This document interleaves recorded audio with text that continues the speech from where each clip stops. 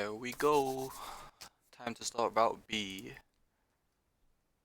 Cute little flower on Route A. I'm excited for this.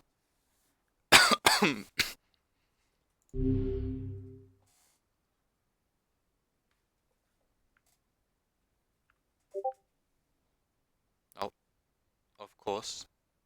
Discord starts going off as soon as I start. Whenever I interacted with Kaine, I was reminded about something from my past. Maybe my mind has been confusing her with my sister this whole time. Anyway...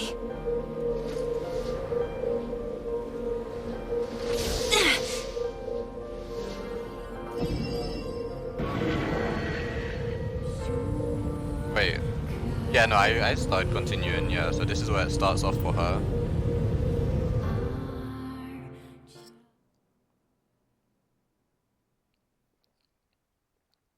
Discrimination. So she was dreaming while she was froze. I think I'm supposed to click. Yeah, I'm clicking. The sound of rain filled the village. The steep cliffs that surrounded the area magnified sound, causing even the slightest drizzle to rattle like a thunderstorm. Thin wisps of smoke streamed from huts as the villagers huddled in their homes and waited out the rain. A single child, however, had braved the downpour and was now wandering slowly toward the wooden hawk-shaped weather vane at the center of town. The wanderer reached the vein, which had existed for as long as any could remember, and stared. The child's face was simultaneously delicate and fierce, like a teacup that had survived a shipwreck. Those traits combined with pale white skin to give the face an almost sexless quality. If the beak turns east, I go home. If it stays west, then I... The child blinked. Rain slowly dripped down the young one's short hair and began its long descent to the ground. Come on. Come on. I ain't gonna shout cause I ain't got the energy.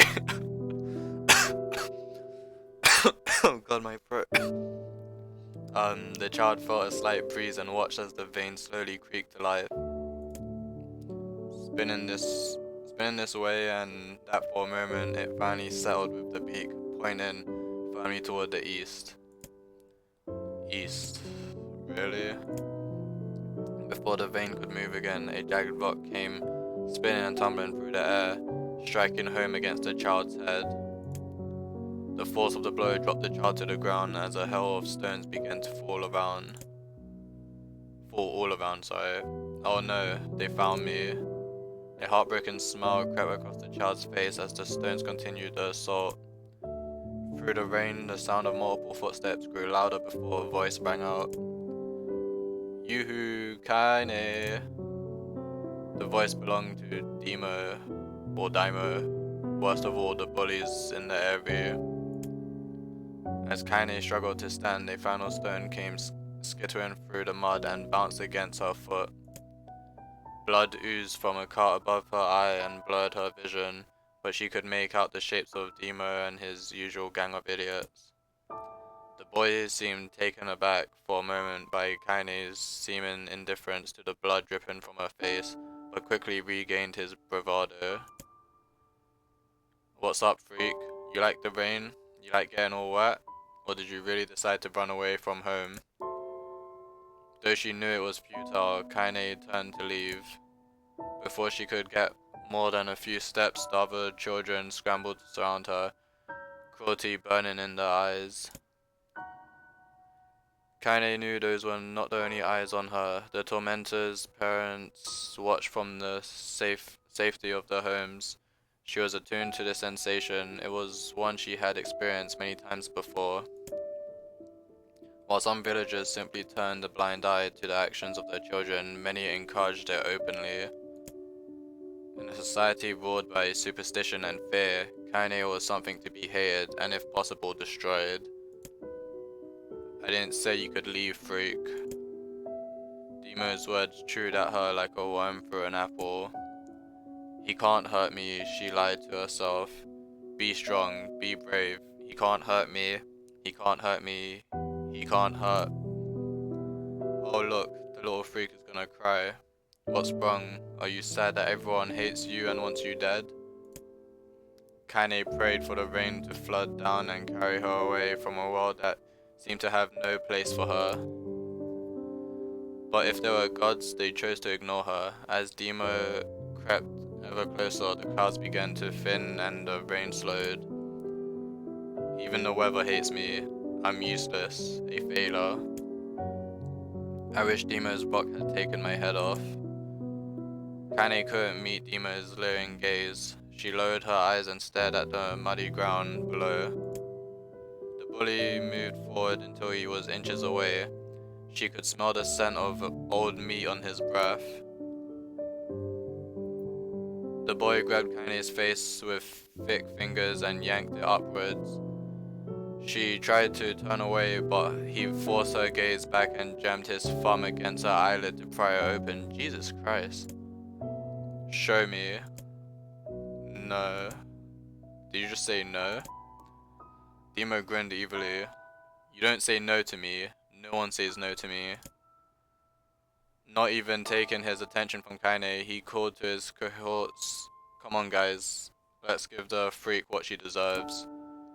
As soon as Demo finished, kicks and blows began to rain down upon Kaine.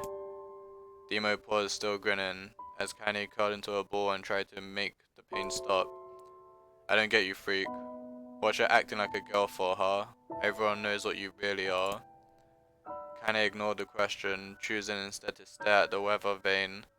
It continued to point east, as if supremely confident about the future it had chosen for her. Go home? Yeah, that's a funny joke for someone with dead parents and no home to go to. Freak, chanted the children. Freak, freak, freak. Kaine closed her eyes and listened to the rain, waiting for the pain to start again. As the clutching hands of the village children closed around her, she bent her mind to the sound of the rain, letting it become her world entire. The rain fell, but the pain never came. Only when the laughter of her tormentors turned to terrified cries did she dare open a single blood-caked eye. Kaine was shocked to see Demo sprawled on the ground holding his head and screaming in pain. She could see blood welling from spaces between his fat twisted fingers. Oh my god, he's crying, he's actually crying. Deprived of their leader, the other children glanced back and forth between themselves as if waiting for someone to step forward and take charge. When no savior emerged, they began an uneasy shuffle away from Kaine. But the young girl was the least of their concerns. Instead, their attention was wrapped on the ancient woman standing a few feet away. After struggling for breath for a moment, she finally spoke in a voice thick with rage. Hurts like a bitch, don't it? Now I suggest you scatter before I throw another one. And if any of you little bastards ever touch my Kaine again, I'll do far worse than throw a rock. You can count on it. The old woman crouched down and gently touched the hand Demo was using to cover the wound. Before he could think to protest, she ground her palm into the wound and twisted back and forth. Ow, he screamed, leaping to his feet. Stop it, what are you doing? Quit whining, ain't no one ever died from a scratch. You hit me with a rock, you stupid bitch, a big one, that thing could've killed me. The old woman shrugged. Death is the best cure for stupid. Demo's face twisted with rage at her words. Locking his eyes on Kaine, he took a step backward and spat on the ground. Get out. Leave this village. No one wants you here, either of you. Seeing the old woman grab another stone, Demo and his companions turned tail and ran. As they fled, the old woman grabbed her aside and barked out a single laugh. Ha, look at that fat boy go. Look at the fat boy go. Guess he's healthy enough to run from a fight. The woman's smile faded as she turned her attention to Kaine. Kneeling down, she removed her shawl and placed it around the young girl's shoulders, then produced a cloth from the folds of her dress and began blotting at the blood on her forehead. I just realized this is probably her grandma, I think. I remember earlier Kaine was saying about her grandma. So yeah, this is probably the grandma that saved her. Oh, Kaine, she said, why didn't you fight back? You're stronger than that lot. The words of her grandmother, oh, okay, yep. The words of her grandmother stung Kaine, and she turned away. Don't be nice to me, she said. I don't deserve it. Nothing matters anymore. Her tears, held in check for so long, finally began to fall on the muddy ground below. Everyone hates me. They think I cause bad things to happen. They think I'm a freak. I wish I was dead. As Kaine's tears turned to sobs, she felt her grandmother's hand on her shoulders. Despite her advanced age and diminutive size, she was a woman of surprising strength, and Kaine found herself unable to turn away. Don't talk like that, girl. It's a river wide and deep that flows between the realms of this world and the next, and it grants no mercy to any that attempt the crossing. You got a duty to fight until your last breath. Understand? The old woman tightened her grip and tried to still the tremor in her voice. You know the pain of losing someone close to you, Kaine? You know because you survived it. As the words hit home, Kaine was struck by the force of her love for the old woman. As a young child, she didn't even know her grandmother, but when her parents died, the woman quickly accepted her as her own. Grandma, as Kaine called her, was cunning, vulgar, and quick to violence, and the first few years together had not been easy.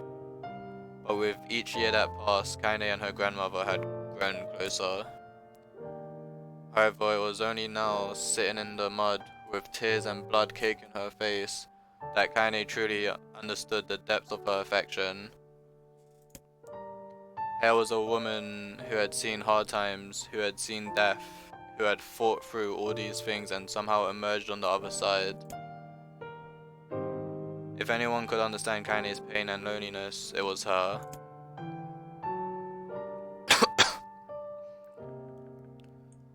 Do I make you sick, Grandma? Of course not, don't be an ass. Kaine drew her grandmother's moth-eaten shawl around her body and shuddered. But my body, it's not normal. If I was normal, then Mum and Dad wouldn't. Hush, interrupted Grandma. I not hear another word of this nonsense. You're my granddaughter and I love you, and if folks have a problem with that, they can just go to hell. With that, the old woman reached out and placed a wreath of dried flowers in Kaine's hair. The skill it took to bend the flowers without breaking the stems or losing a single petal was remarkable, and the beauty of it made Kaine want to cry all over again. Oh my gosh, these are lunar tears. Grandma, you made this for me.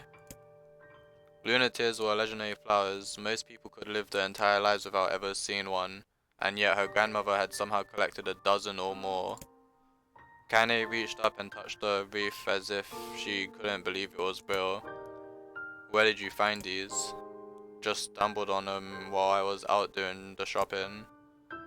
The old woman turned away as she spoke, leading Kaine to suspect that the search had been more difficult than she was letting on. The pains she took to construct the ornament, let alone track down the flowers used in its construction, made Kaine's heart hurt. She reached up and gently adjusted the wreath, admiring the way it felt between her fingers.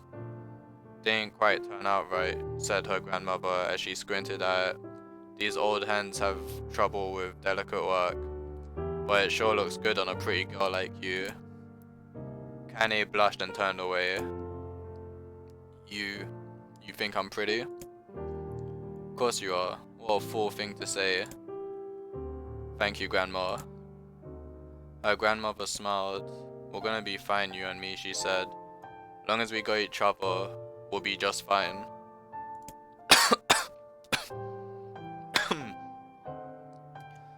Kaine took her grandmother's hand in hers, and the two of them struggled to their feet. As they began the long walk home, Kaine gripped her hand with all her might, as if trying to stop smoke from drifting away on the wind. The rain had stopped. Kaine stood beneath the weather vane, watching it spin in lazy circles, no longer caring about the direction it faced when it stopped. I don't need to escape. I have a home now. Grandma loves me and that's enough. Even if it is us against the world. Kaine let her gaze drift up past the vane and into the cloudy sky. The last faint hints of a rainbow were slowly fading. As she turned and headed for home, the light scattered into a million particles and vanished, seemingly taken away on the breeze.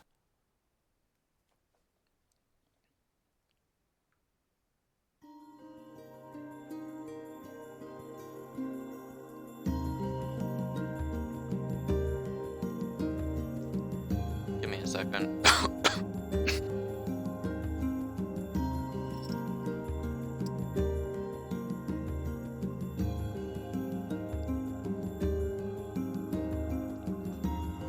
Oh, my throat is killing me for some reason.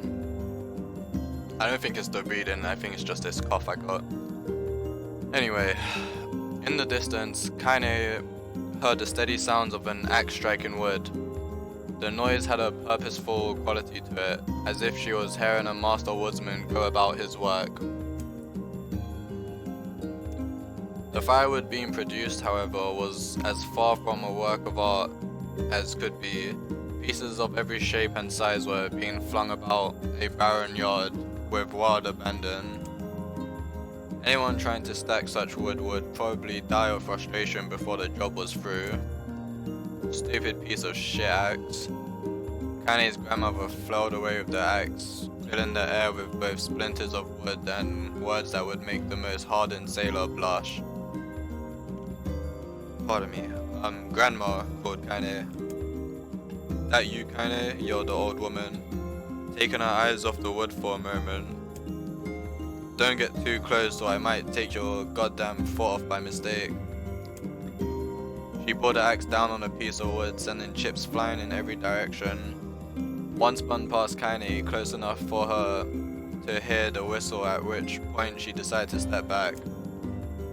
Once she scuttled to a safe distance, she cupped her hands around her mouth and shouted, "Grandma, do you need help?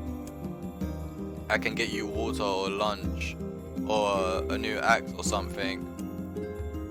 The axe poised to strike another wobbly blow, paused in mid-air. The old woman considered her granddaughter's offer for a moment, then smiled.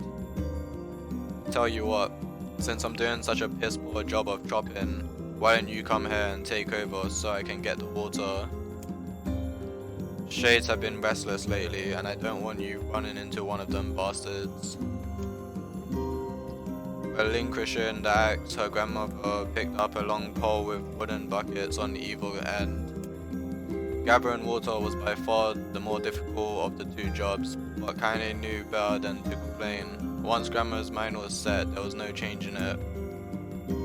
Kaine did her best to help with chores, but Grandma took every task that required travel to the village. Though she had a long list of plausible excuses, Kaine knew the real reason. She didn't want her granddaughter to be taunted and harassed by the villagers. Once Kaine moved in, Grandma decided to take up residence a good distance from the area. Out of sight, out of mind seemed to be the best policy when it came to the villagers and her granddaughter, and rare were the days when any but the two of them could be found on the rocky acre of land they called home. Kaine enjoyed the solitude, but harbored a secret resentment that her grandmother was forced to spend her golden years in such a place. After watching her grandmother leave, Kaine turned her attention to the task at hand. She had never chopped wood before in her life, and soon discovered why the old woman hated the chore. Swing after swing of the axe produced only a tiny crack in the wood, and when she finally managed to connect with a solid stroke, the tool embedded itself in the log and refused to budge. Frustrated, Kaine swung the axe around her head and threw it, log and all, across the yard. Damn it. Oh crap. She suddenly understood the joy of her grandmother felt in a good curse. Happier now, she picked up the axe, forced it from the wood, and resumed chopping. She had a natural skill with a blade, but the task was challenging and blisters soon began to form on her small pink hands. This is tough, and my logs are all weird sizes. Spitting on her palms and ignoring the pain, Kaine redoubled her efforts. Just as she was developing a rhythm, Grandma returned from the village. Setting down her buckets with a small sigh, she took one look at the logs and coughed out a wheezy laugh. Pretty clumsy girl, you better practice if you... Her grandmother suddenly collapsed to her knees, causing one of the buckets to wobble precariously. Eyes wide, Kaine dropped her axe and ran to her grandmother's side. Grandma. The old woman shook her head and pointed a trembling finger at the bucket. Get the bucket. Can't let it spill. Kaine steadied the bucket with her foot as she knelt by her grandmother. A small bit of water sloshed over the side and made a new home in the hem of her dress, but Kaine didn't notice. Grandma, what's happening? Crazed with panic, she grabbed her grandmother by the shoulders and shook. After a moment, the woman lifted her arms and batted Kaine away. Stop that, just stop, she cried, breathing heavily. It ain't like I'm dying. Just tired from the trip is all. Kaine desperately wanted to believe her, but one look at the old woman's shaken, hands and worn face told her more than the words ever could. Her grandmother had lived a long, hard life, and it seemed the bill was finally coming due. The time when her grandmother watched over Kaine was ending. Sooner than either of them had feared, the positions would be reversed. The next morning, Kaine came to the side of her grandmother's bed and took her wrinkled hand. Grandma, you're sick and you need medicine. I'm going to the village. The old woman shook her head and tried to rise, but Kaine gently pushed her down. It's alright, she said. I'll be fine. Her grandmother fixed her with a gaze that could melt still. After what seemed an eternity, she finally lowered her eyes and sighed. Well, I don't like it, goddammit, but I guess I should quit being so stubborn and let you grow up. The old woman watched as Kaine strapped on her boots and made her way down the road to the village. Hours later, as an unseen sun made its way across a dark and rainy sky, she was still watching. Kaine moved at a brisk pace, checking her pockets every few minutes to make sure the money her grandmother gave her was still there. Every noise caused her to spin on her heels, making sure she wasn't being stalked by a shade, or worse, Demo and his gang. But she encountered neither the tormentors nor shades, and Kaine finally found herself at the entrance to the village. The few adults she could see glanced sideways at her, then muttered to each other behind raised hands before slinking away into the shadows. Her heart racing, Kaine took a series of rapid, shallow breaths and tried to calm herself. I have to prove myself. I have to help Grandma. I have to be strong. She chanted those words to herself over and over as she slowly made her way. Finally, her eyes settled on a rotund older woman who was angrily waving her arms in the air and telling anyone who would listen exactly what she thought of Kaine's presence. Hey lady, said Kaine with a bravado she did not feel. Where's the apothecary? The woman's flabby cheeks shook in bewildered anger. How dare this thing speak to me? They seemed to say, but Kaine saw that her eyes held a different emotion. Fear. Yeah, we're both scared, lady. Trust me on this one. Which way? Kaine repeated. The woman pointed at a small building to her right before hitching up her dress and stumbling off in the other direction. Kaine cringed, expecting a stone to come flying from the assembled crowd, but none came. Her mind was filled with a strange sense of pride as she made her way to the apothecary, but the new emotion had a little time to take root, for as soon as she opened the door she noticed a familiar customer at the counter. It was Demo. He'd clearly been sent here on some kind of family errand because his gang of followers was nowhere to be found. Oh my god, he sputtered. What are you doing here, freak? The insult was delivered without force and Kanye happily ignored it. Stretching on tiptoes to see over the counter, she asked the shopkeeper for the medication. Ha, barked Demo. That old bitch finally killed over. Go to hell, Demo. The boy's eyes grew so wide they seemed ready to fall out of his head, but before he could let fly a comeback, or worse, a punch, the apothecary told them to knock it off before he kicked them out of the store. Demo slunk out of the shop, cursing Kanye under his breath. Once he was gone, she allowed herself to breathe once more, taking a brief tour of the shop while the owner prepared her medication. Countless tiny bottles filled the cramped store, each with a label written in some indecipherable language. An ocean of aromas assaulted her nose, creating a scent that was exotic but not altogether unpleasant. Seeing such a variety of supplies gave Kanye a sense of peace. Surely in a world so vast, there would be a place that she could call home. On the far wall behind the counter rested a portrait of a stunning young girl. The picture had once contained bright, vibrant colors, but time had worked its cruel magic and they were beginning to fade. The beauty of the work, however, remained undiminished. You like that picture? Kanye turned to find the apothecary with a small vial of medicine in his hand. His eyes were gentle but sad, and they seemed to stare through her and into nothing as he spoke. That's my daughter. I sketched it when she was just a little girl. She's been dead a long time now. Kanye didn't know how to respond. She just stared at the portrait and tried to come up with the right words. Pictures are wonderful things, continued the shopkeeper. They let the ones closest to you live on forever. He shook his head slightly, then looked down at Kanye and smiled. Handing her the medicine, he reached into his sizable green apron and produced a handful of old wax crayons. You should have these.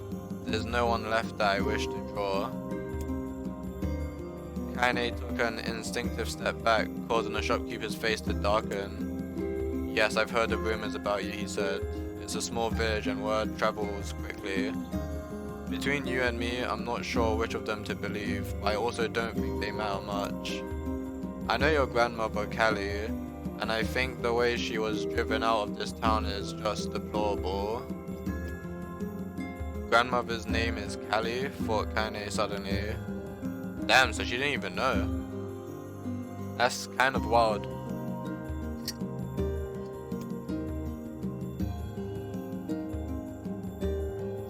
She was still mulling this new fact over in her mind, as she reached out and gently took the crayons from the apothecary's hands. Your grandmother's an old friend of mine, he said, as Kanye scooted away yet again, and I owe her much. I wager she would like it if you drew a picture of her. Yes, I think she would like that very much. Kanye murmured a quiet agreement, but inside her heart was bursting. Never before had a villager treated her with anything but complete contempt. It was a tiny, almost imperceptible step, but it was a step nonetheless. And with enough tiny steps, she might one day discover the rest of the world. When Kanye returned home, she found her grandmother asleep in her bed. Her feet were blackened and raw, even bleeding a bit in places, leading Kanye to think that she had been pacing around the room until exhaustion finally caught up with her. She placed the medicine by her grandmother's pillow and turned to leave, but found the old woman's hand clasped around her arm. Back already, are you? Asked her grandmother with a yawn. Come here, let me have a look at you. Grandma sat up and examined Kanye from head to toe. Finally satisfied that nothing terrible had befallen her grandchild, she leaned back and allowed herself to relax. Well, how was it? Those bastards give you any trouble? It was kind of fun, said Kanye with a small smile. Pardon me. No, seriously, it was. Fun, eh? Asked her grandmother in a voice which implied she believed anything but. Uh-huh. So anytime you need me to run an errand, just let me know. As she spoke, Kane removed the crayons from her pocket after a brief explanation of the source. She informed her grandmother that she was going to sketch her portrait. A portrait of me? Ridiculous. No one wants to stare at a wrinkled old crone. But grandma, it will make you live forever. Horseshit, said her grandmother, throwing back the sheet from her bed. Living forever would just piss me off. I'll put those crayons away and help with dinner. But Kane would not relent, and in the end, Grandma found herself leaning against the wall of the house as if posing for a master artist. Kane took up the crayons, eyed her subject carefully, and set to work. Just as her grandmother was about to nod off, Kane finished the piece. After staring at it for a bit, she released it from her grip and let it slowly drift to the floor. It's terrible, it doesn't look like you at all. I'm sorry, Grandma, I thought these crayons would, make drawing easy or something. The old woman's eyes narrowed at her granddaughter's disappointment.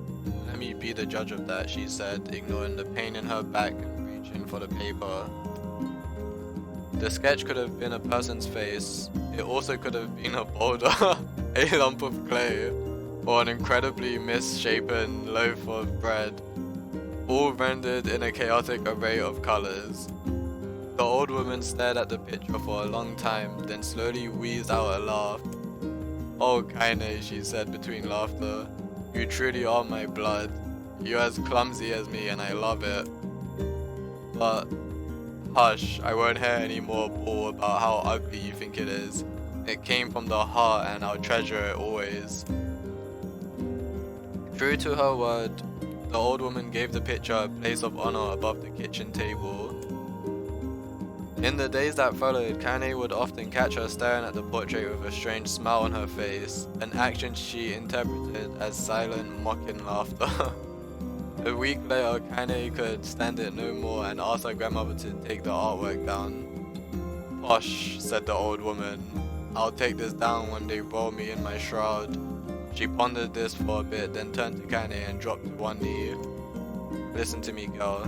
Seeing this picture makes me happy in a way I've never felt before. And it makes me want to go on, so that someday you can feel the same happiness. It was a moment that burned itself in Kane's memory, a perfect blend of pride and love and joy that came together to form a lifelong remembrance. She swore to never forget this moment, to never forget the old woman who had made her place in the world possible. Time moves on, people and memories move in and out of her life like ghosts passing through a hall. But this moment will be different. Kane swore because I will remember it forever.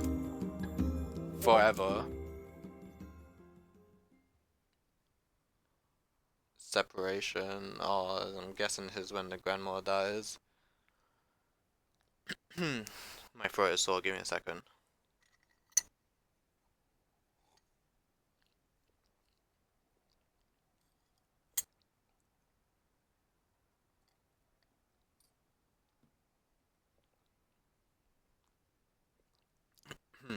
Okay.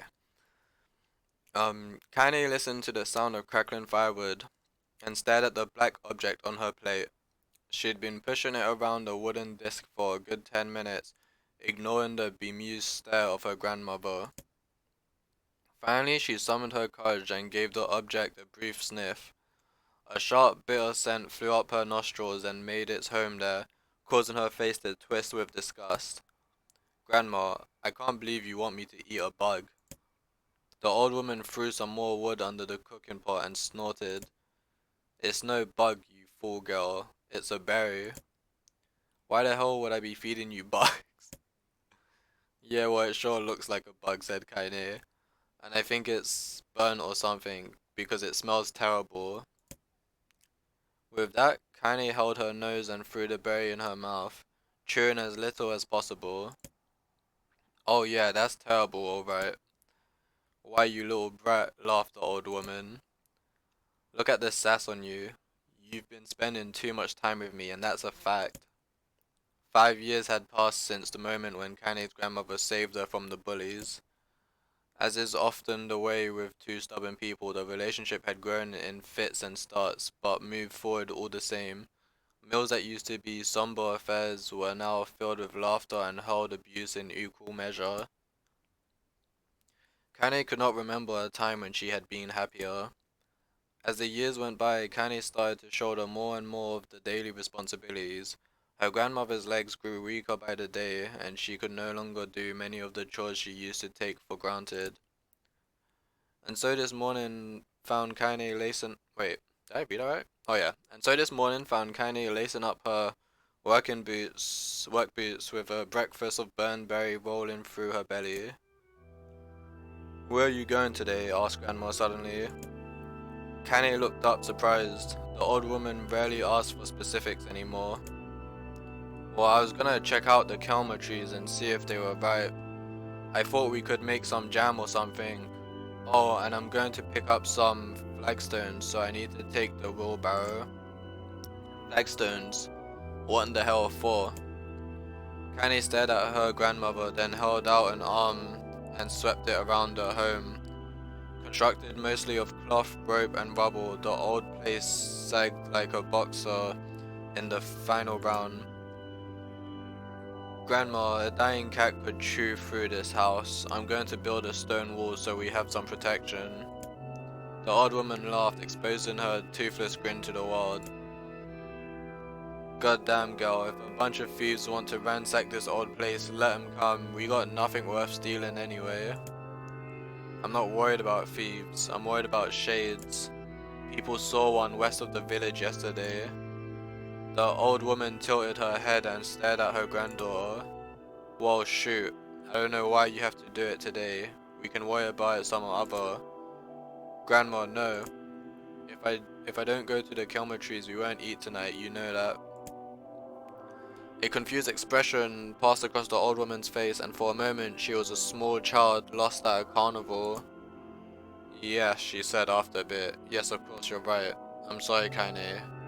Lately it seems my mind is—" She didn't finish the thought, instead walking over to her nightstand and gently taking the wreath of lunar tears from the drawer.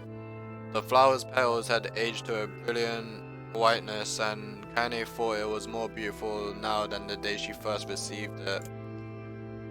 "You're gonna be a true woman soon," Grandma said as she placed the flowers in the girl's hair. Pardon me. So that means less chat about shades and building defensive walls and more talk about how beautiful you've become."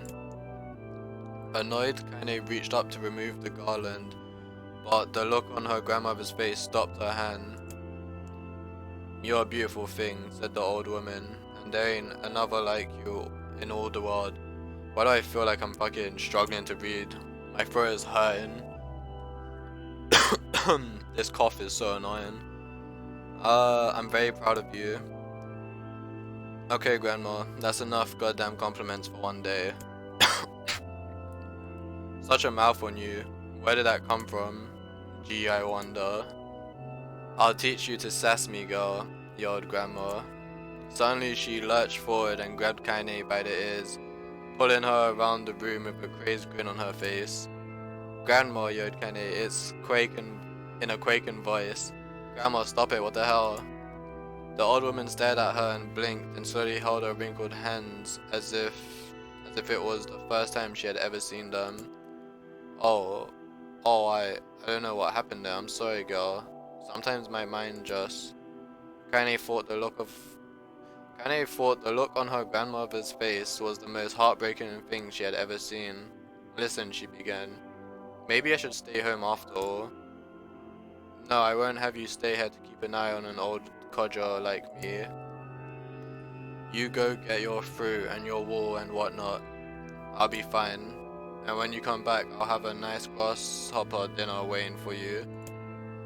Kaine rolled her eyes, then kissed her grandmother on the forehead, and made ready to depart, trying desperately to ignore the worry that was gnawing at the walls of her heart.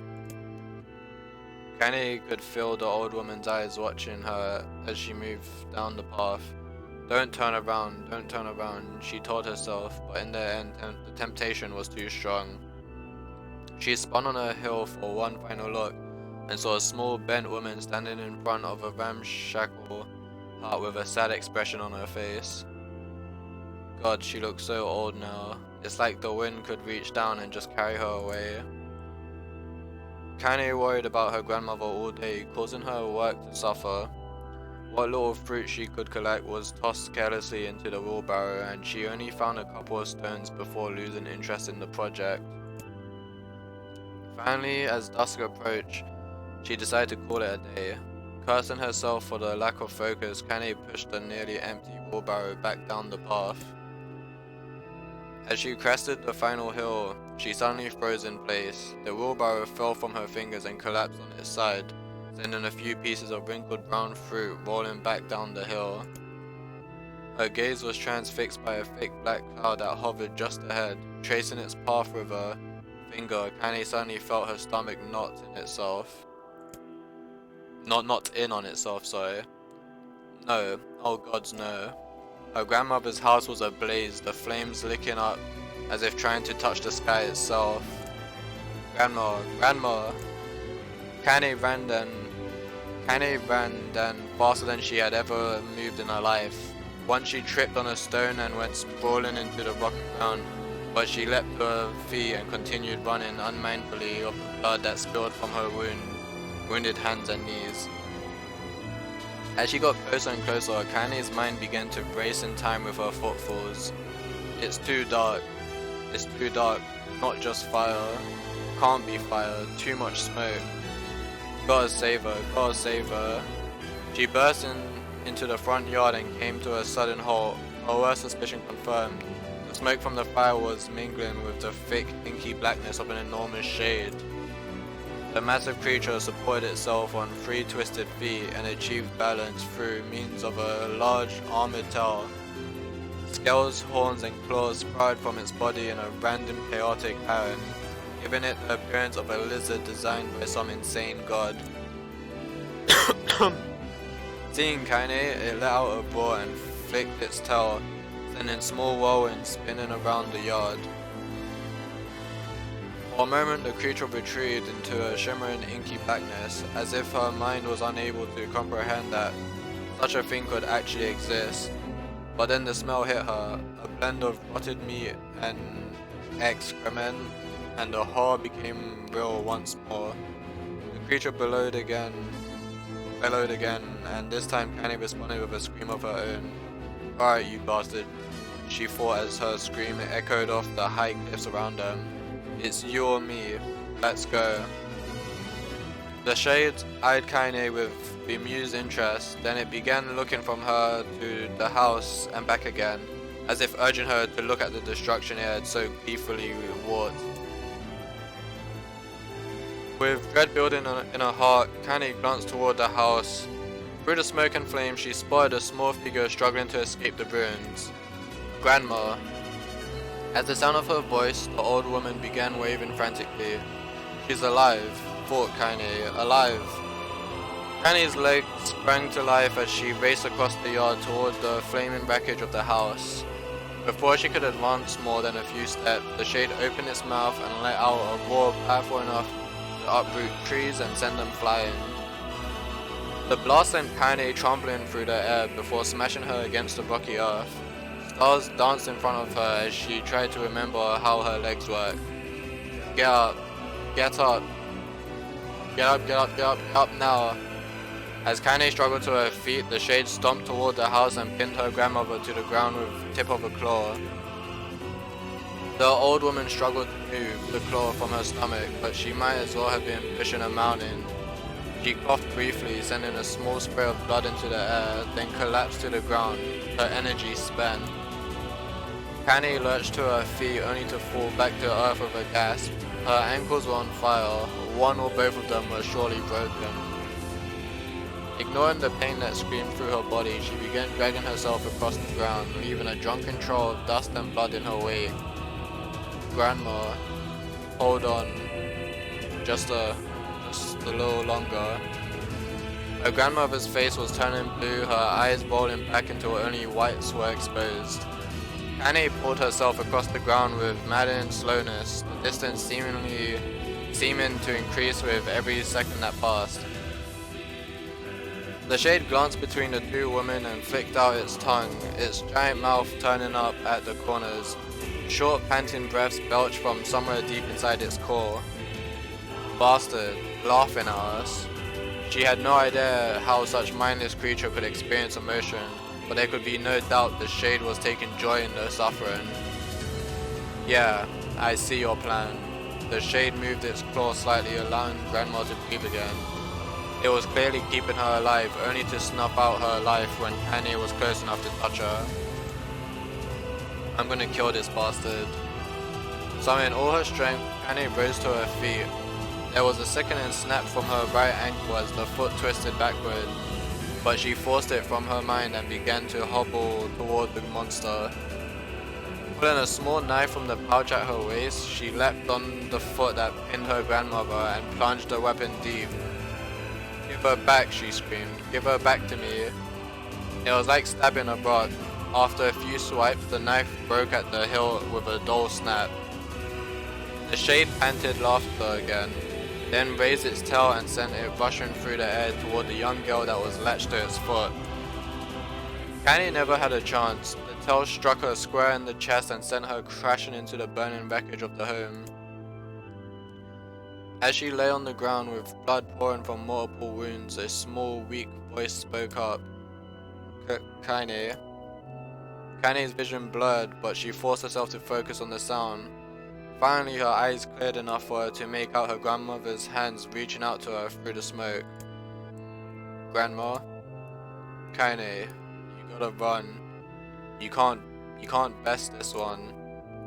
Kanye grabbed her hands and held on with all her strength. "Grandma, come on, we have to go." The old woman coughed loudly.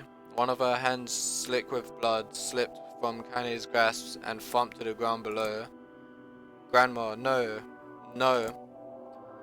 I said run, goddammit. You have to live. You have to get through." The thought would stay forever unfinished. Before she could say another word, the shade's claw foot descended, smashing through the remains of the roof and down upon the shattered figure of the old woman.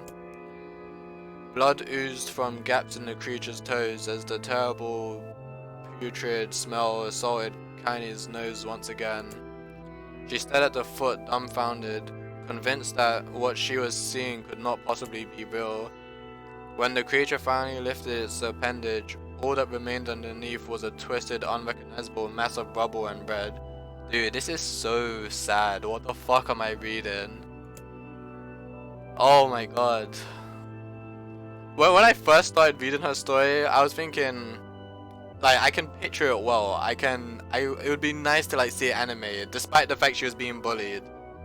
But now I'm, like, kind of glad it hasn't been a cutscene. This would be so heartbreaking to see, like, actually visibly. Her grandmother was gone. Kanye blinked, trying to feel the hands which had been in hers just a moment before. For a fleeting instant, she could remember the warmth of that embrace, the trembling of fingers, but then the sensation drifted away on the breeze as was gone. Memories flashed through Kanye's mind, one after the other, faster and faster until they became a meaningless jangle of noise. Kanye screamed, then a thunderous sound that echoed off the cliffs and seemed to roll away forever. The shade eased forward. Black ichor? I don't know what that word is. Black ichor pouring from its mouth and dissolving into smoke on the ground below. The earth shook with every step as it crept toward its prey. Kanye's body slowly rose as if controlled by a mad puppet master. Her arms and legs were bent at impossible angles. Her head lolled dangerously to the side, yet somehow she managed to stand. Staring at the shade, her eyes began to glow with a deep red fire. The creature, so confident just moments before, took a slow, hesitant step backward, trying to discern if this broken human could possibly pose a threat. Kanye seized the moment, laughing like a madwoman. She leapt into the air and plunged the shattered hilt of her knife deep into the leg of the shade. The shade shook Kanye off like a fly, sending her crashing to the earth once again. Her chest rose and fell slowly. as if a great weight were resting on it. Moist sounds of pain echoed through her mind. Something warm and thick oozed from her ears. Is that blood? Think it is. Think I'm bleeding to death. No, can't die. Grandma told me to live. Deep inside Kaine's mind, something finally broke. The sound, the pain, the smoke and flames, all of it faded away until all that remained was a single incantation repeated over and over again. Kill it. Kill it. Kill it. Kill it, kill it, kill it, kill it, kill it. Kill it. Okay, that's a lot of kill it. Kill it now. As the spark that was Kaine slowly began to flicker and die, she felt her desire to kill, her desire to live blend into one. The distance between heartbeats grew longer and longer and longer.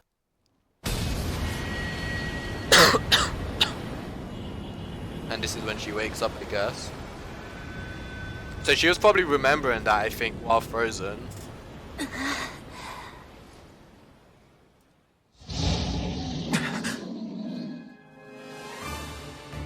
The beast approaches. Oh, I know.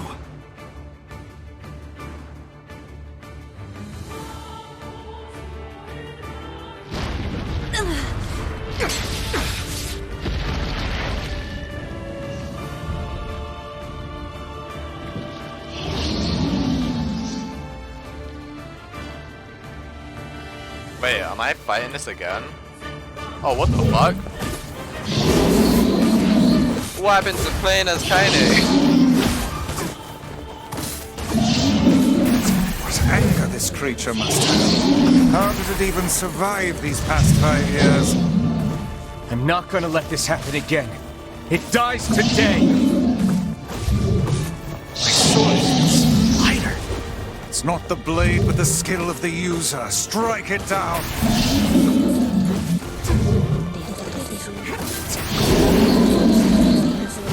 Ow.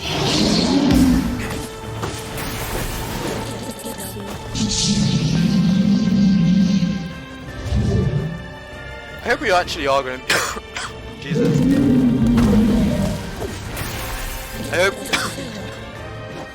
I hope we actually are going to be playing as Kaine after this. Jesus, my throat. I actually don't know what's wrong with me.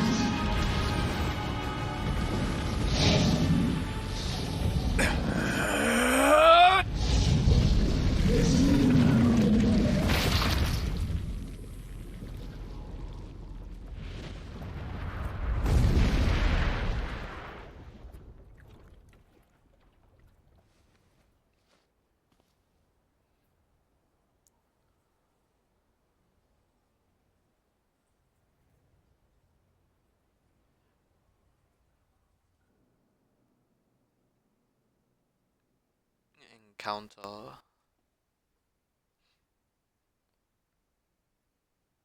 Gently, weakly, softly. The shade. Oh god. The shade, sure that its tormentor was dead, turned and stomped off toward the horizon, stopping along the way to bellow one final roar. Couldn't kill it. Shamed beyond imagining, Kanye tried to turn her head to the side, but only succeeding in coughing up a huge gout of blood. It was getting difficult to see, and only after a moment of fierce concentration did she realize that her left eye was gone. Holy shit, what the fuck? Laughing to herself, she turned her remaining eye to the ruins of her home and noticed a ragged stump of arm resting a few feet away. Oh god, you lost her arm as well? Yeah, that's mine, she thought with a mad giggle. This is gonna make clapping a real bit. What? What the fuck? I mean, yeah, you're not wrong. Cried a sudden voice from the depths of her mind. Finally gonna die, are you? Well, you had it coming. Go to hell, Demo, she thought the unseen assailant. Go to hell before I pluck out your eyes and feed them to a dog. The voice of her childhood terror evaporated into smoke. only to be replaced by another, more recent voice. Hold still, said the apothecary, materializing from the ruins like a ghost. I want to draw you, that way you can live forever. No, stop. Don't want to live forever. Want to die right here. I see, he said quietly. Well, if that's what you want. The spectral shopkeeper fluttered in and out of existence for a moment, then produced a piece of paper and sketched quickly. After a few seconds, he turned the page of Kaine and smiled. To Kaine and smiled. Since you rejected my offer, I decided to draw someone else. It was a picture of her grandmother. Real as life. Kaine opened her mouth to thank the man, but stopped as the picture began to blacken in the middle. Before she could say anything, dozens of multi-legged insects began to swarm across the image, tearing at it with sharpened pincers. Stop! No, don't hurt that picture. Kaine reached out with her remaining arm and waved futilely at the air. To her surprise, the insects fell off the picture and to the ground below, where they vanished into a tiny black tendrils of smoke. Relieved, Kaine turned her good eye back to the picture, only to open her mouth in a silent scream. The sketch now showed her grandmother as she truly was, a smashed, unrecognizable lump of nothing. Man, that's sad. The apothecary smiled, then broke into a jolly dance. See that? He cried as he danced his... see that as he cried as he danced his jig? It's perfect now. She looks just like you. Ha-cha-cha-cha. I look like that? Oh god, I'm gonna die. I'm gonna die. Drowning in despair, Kaine laid her head back in the mud and smoke of her ruined house and waited for the end to come. But just before she let everything go, an unfamiliar voice began whispering in her ear. Ain't you got a wish, sunshine? The voice was vulgar and fierce at the same time, as if insanity had somehow found a way to take form. Kaine wanted to scream as the voice crawled under her skin, but her lungs refused to work. You know, a wish? Like a prayer or something? Why don't you get on your knees and start praying to heaven? Please, invisible man in the sky, save me, save me. Ka ha ha ha ha. Kaine finally resorted to shouting at the voice with her mind. I don't make wishes, they don't come true for me. I'm a curse, a freak. I should be left to die. The other voice boomed in her ears. Bruh-ha-ha-ha-ha, oh god, you are the best. Kaine glanced down and saw a black, shiny substance oozing from her legs. She tried to brush it away, but her remaining arm would no longer respond. The substance slowly crept around her feet and then began moving up toward the rest of her body. Is this death? Is this what it's like?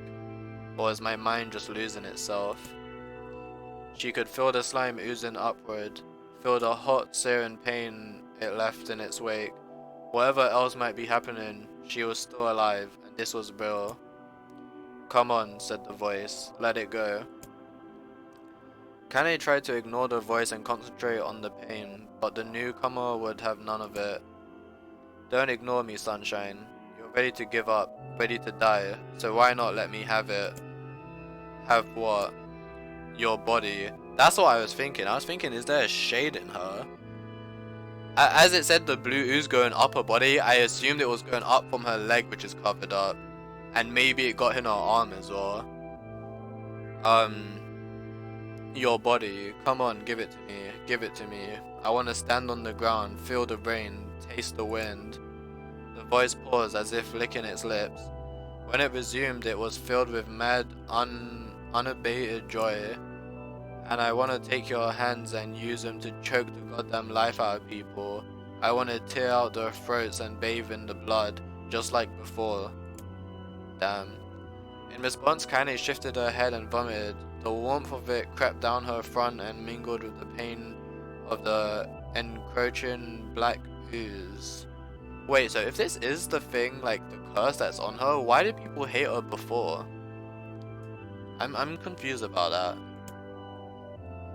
Are you a shade? Kahaha, yeah, maybe. What of it? The slime reached her face, crept up past her nose, and slowly oozed into the socket of her missing eye. The moment it touched her brain, Kaine was struck by the most powerful sensation she had ever felt in her life. It was ecstasy. She wanted to scream with delight, but all she could manage was a small whispered moan. "Feels good, don't it?" asked the voice with a chuckle. "Yeah, what can I say? I know how to please the ladies." "Now give me that body. Come on, give me that body and I'll give you more of this feeling. It's a fair trade."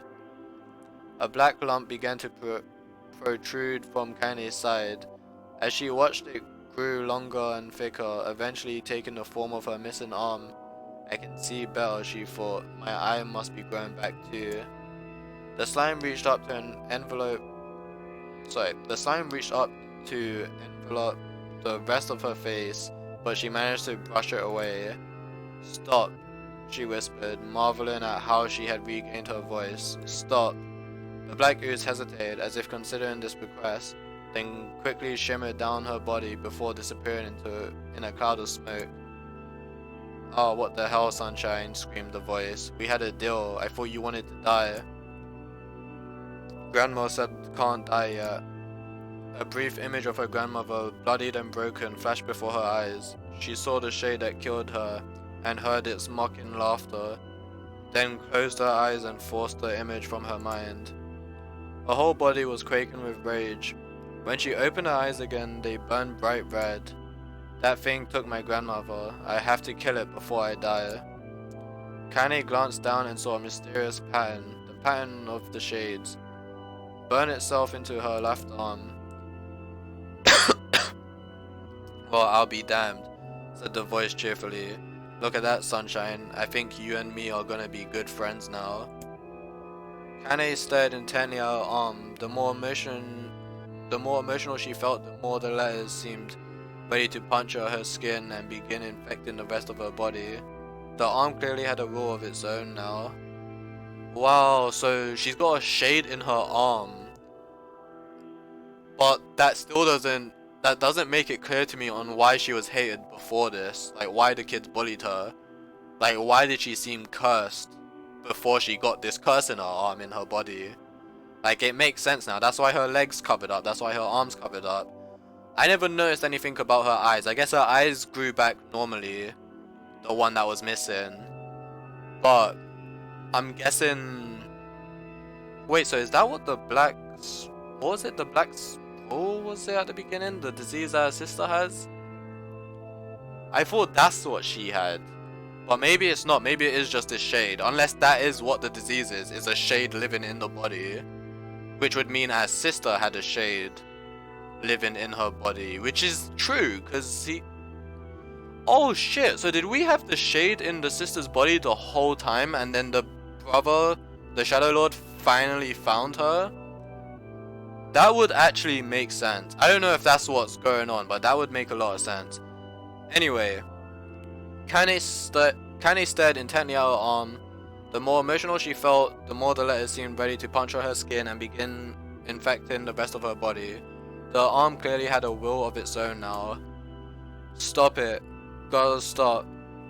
Holding her left arm in her right, Kaine took a deep breath and tried to calm herself.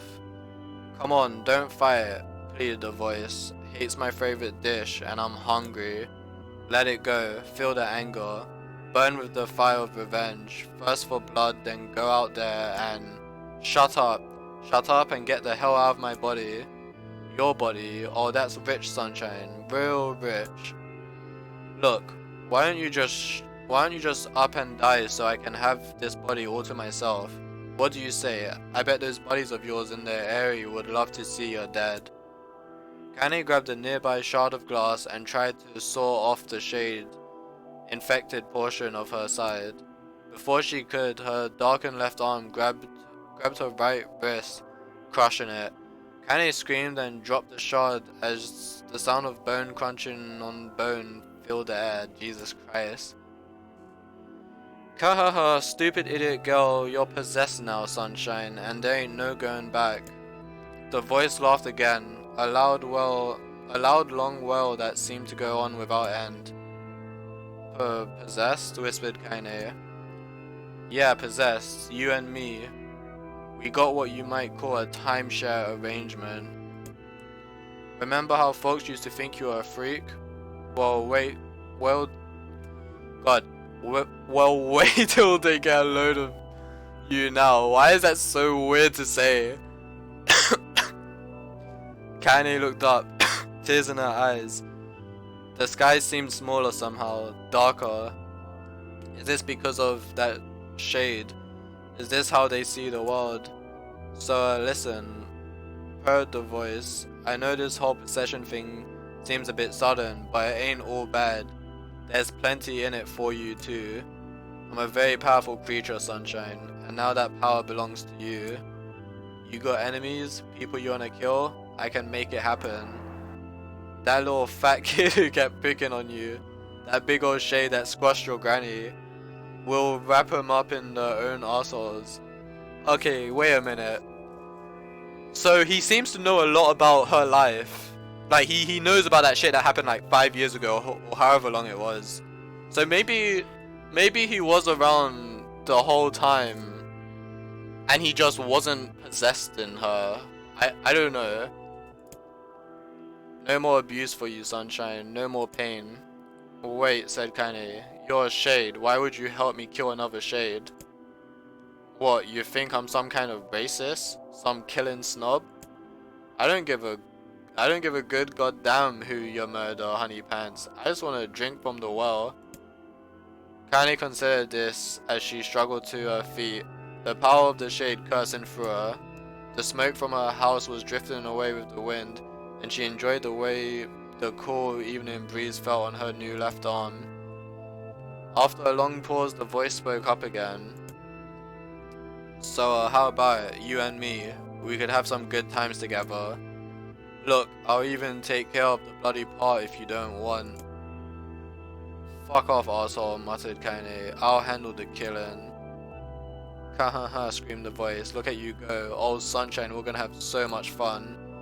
So listen, my name's Tyran, and if you ever need me, I'll just be hanging out in this piece of meat you call a heart. Now get to it. The more you kill, the more your heart turns rotten and sour, and I like rotten and sour. Kaine found herself nodding at the voice. Yeah, she said. Yeah, I think this can work. I'm gonna find that shade and I'm gonna strangle it with its own guts. And when I'm done, I'm gonna do the same to you, Tyron. Count on it. Ha, laughed Tyron. I've shit bigger than you. So good luck with that. Oh, and hey, one more thing right now. You and me are sharing this body. If you ever run out of hate, if you ever, you know, go soft, then I'm gonna take over everything. Oh, that makes sense on why she doesn't want to stay with Yona and protagonist Kyoto, I guess. She doesn't want to go soft. Like honestly, I'd say she's gone quite soft already from Route A. Like she cared for Emil a lot. You could tell she cared for the protagonist. She was getting closer with Vice, and she would have probably like spoken to Yona if she gave it a chance. So yeah, I'm surprised we haven't seen it take over. So keep on killing, Sunshine, and watch your back. The voice grew fainter and gradually faded away, fading to somewhere deep inside Kaine herself. Kaine waited until she was sure the voice was gone, then waved her new left arm around a few times. It feels perfectly normal, she thought. It feels like mine. Desperately, she began poking and prodding at the new limb, determined to find something wrong with it. She didn't want it to feel normal. That would mean the creature inside her had already won. I am not a shade. I am Kaine. Repeating this mantra in her mind, she slowly began digging through the rubble of her house, being careful to ignore a certain red-stained spot in the corner. Finally, after what seemed like an eternity of heartbreaking work, she found what she was looking for. It was the wreath of lunar tears.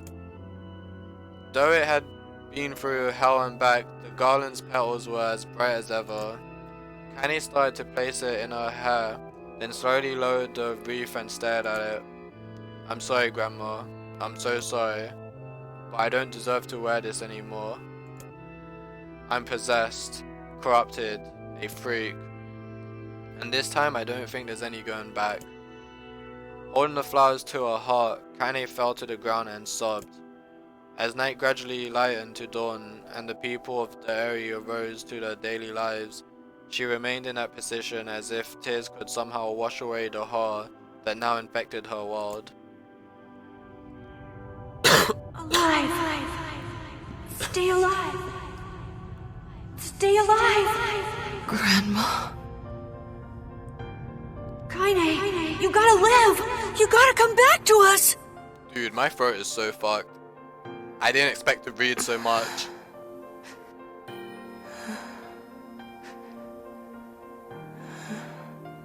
Oh, hey.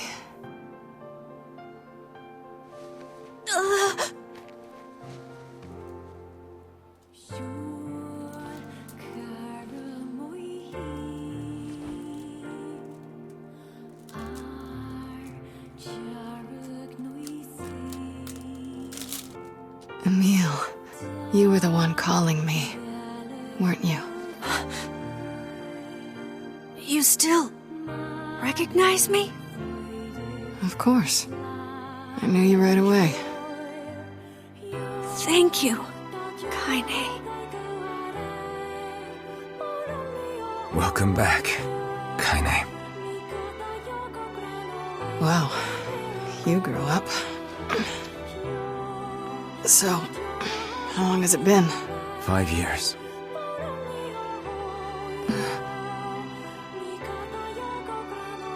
This was a really nice moment. Even though we knew she was gonna come back, it was kinda obvious. It was still a very nice moment. Shit. That's a long time.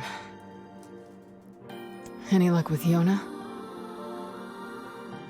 We are still no closer to finding her. We need a way to locate the Shadow Lord. By the way, this is for you. Is that a lunar tear? It's not as good as your grandmother's, but I tried. No, it's great. Thank you.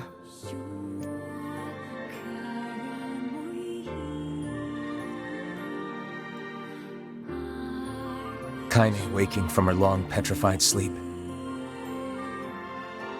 Emil's unflagging kindness. Our reunion was a happy one, and we let it wash over us like rain. That is, until Devila and Popola had to go and ruin it all.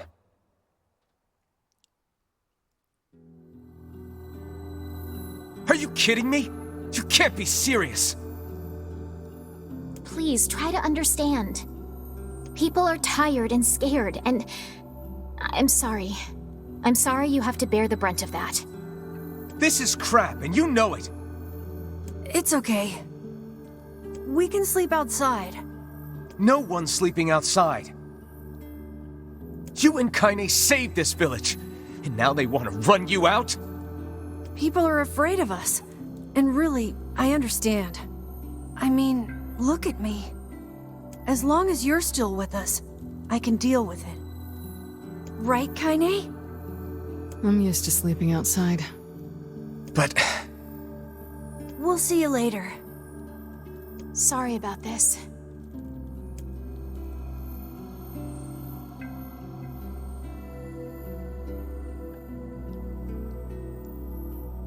What is the matter?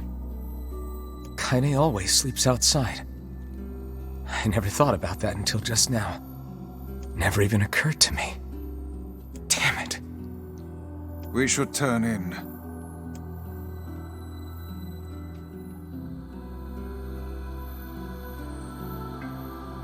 I didn't get much sleep that night. For the first time in my life, I hated Devila. For the first time in my life, I doubted Popola. But those feelings are pointless in the end. They said and did what they did for the sake of the village. To protect it from the horror of the Shades.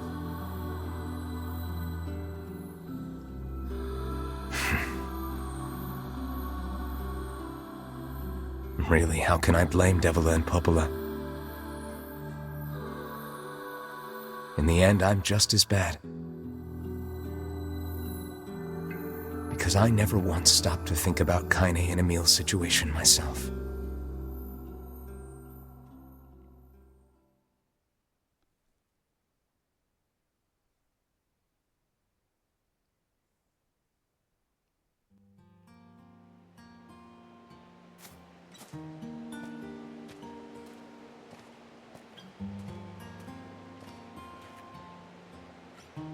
I should apologize to Kaine and Emil. But what good would that even do? I got a fire going. Kaine. Wait, is that... Good. Campfires are weird. I'm so happy to get to talk to you again, Kaine. Yeah, me too. I tried everything I could think of to save you, you know. I polished you with a special cloth. I poured warm water over you. Wait, you poured water on me? Yeah, but it didn't really do much except make you all shiny. Hey, Emil. Thanks for saving me. Pardon me. I guess you noticed how I look different now. I'm sorry, Emil. I'm sorry for all of it. Well, I mean, this new form isn't all bad, you know? At least I can look at you when we talk, right? Hey, so why don't you tell me something about yourself? I'm not very interesting. Sorry. Come on, I just want to know you better. Please? Fine. This all happened when I was a kid. Before the whole shade possession thing. Oh wait, so they do know about that. I'm confused. Did I get told that and just forget? I guess. Wait, no. Okay, wait. I'm dumb. We have seen her turn into a shade before, I think, and we fought her. And I somehow completely forgot about that. But yeah, I guess the character's new. Never mind. My I'm a body dumbass. is different. And when the villagers found out about it, they started treating me like a freak. But one person, my grandmother, accepted me just as I was. No matter how bad things got, she gave me the strength to keep going. She's really special to you, huh? Yeah. Oh, hey! That gives me an idea. Since we cured your petrification, we should start looking for a way to cure your possession in my body. I know we can do it if we all work together. Heck, it'll probably be super easy. Let me guess. More warm water? Okay, can we just forget I told you about that?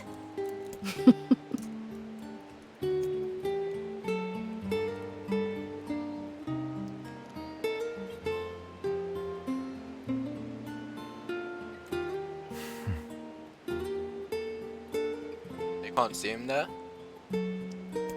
I'm just standing out in the open, man. They have no provisional vision.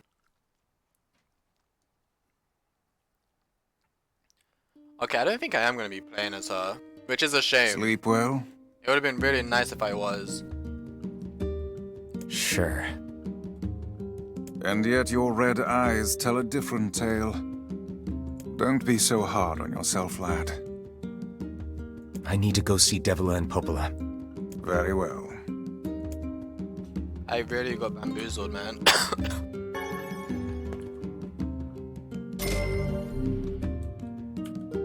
It really made me think I was going to be playing What as might Kaine that here. be? It's Mom's diary. Wait, they have a mom? I've not heard you speak much about your mother. She got the Black Scrawl and died when I was little. Black Scroll, that was it. I don't know if that's what I said before. I think I said something else. My apologies for bringing it up. It's all right. I can barely remember her face anymore. This is the only thing I have left of her. Reading it helps remind me of when we were still a family. I see. But the final entries get a little strange. In what way? Well, here. Take a look. Whoa, an autosave? That's weird. That's very weird. What are we about to witness? Say there. Can you not hear me?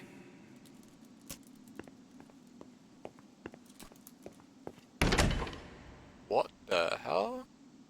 Why are you standing about like a slack-jawed ninny? Sorry. Felt like I was dreaming or something. What the Sleeping on one's fuck? feet is quite the talent indeed. Come now, there's the door. Right. Let's go. Is this me as an adult? I'm so confused now.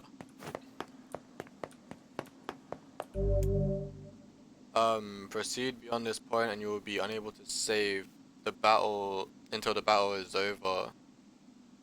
I mean, it just auto-saved. Do I even have a choice? I got that from a mill. He said character is super strong and really, really cool. I hope I can see him kick butt someday. This is the world of the recycled vessel created to avoid the destruction of all. What does that even mean? Why am I here? Oh, what the fuck? Bats?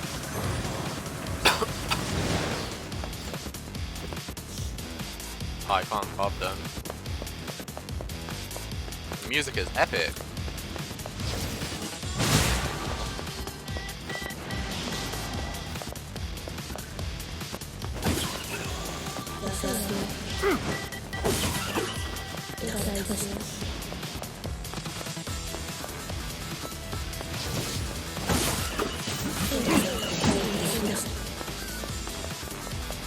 This place gives me PTSD.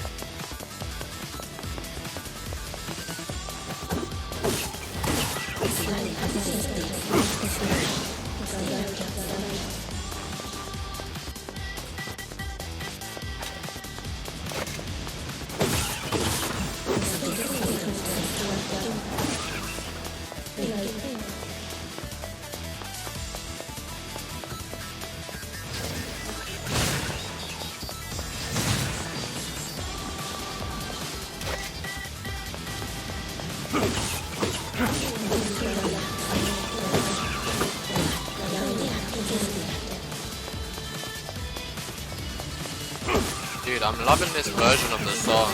It's actually so good.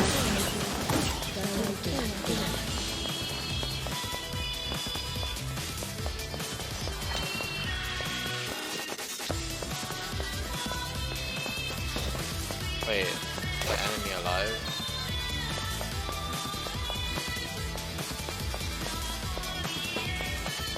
Where the hell is this enemy?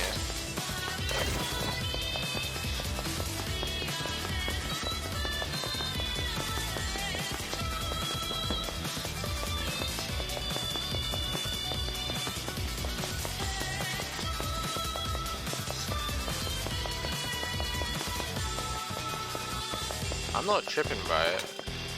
Like, there's an enemy on my map.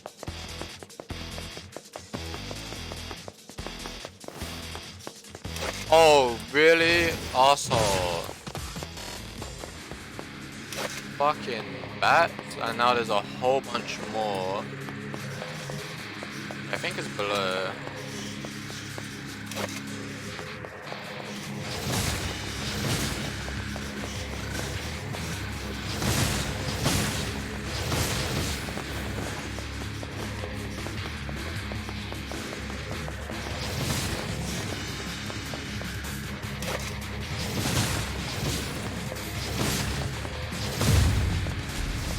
Oh, whoa. He's trying to attack me.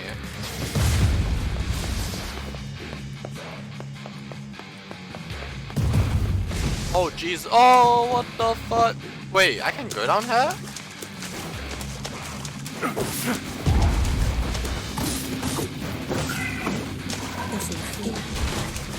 There was a ladder there. I did not realize. Obtain medical herbs. So I don't have my items, I'm guessing.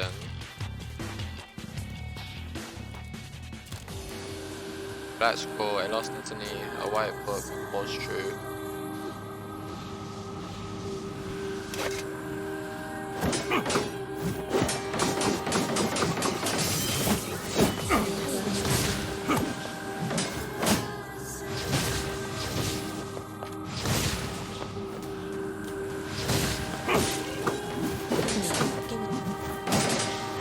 What is that?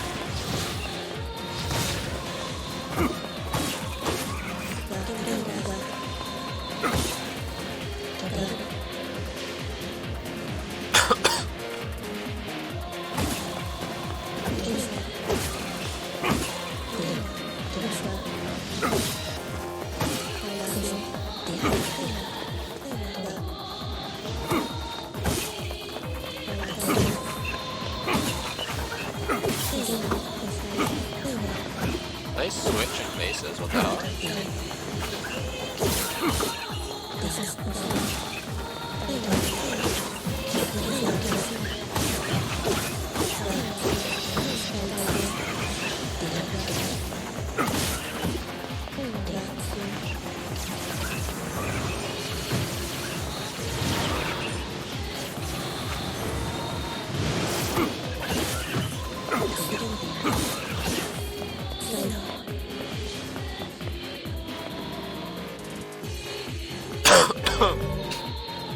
Then one-handed sword, fool's embrace.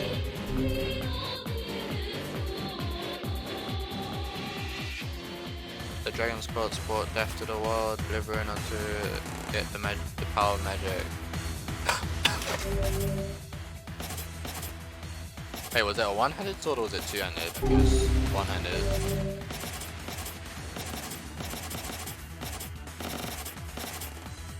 Fool's embrace. Oh, that looks kind of cool. 345, 50, 230.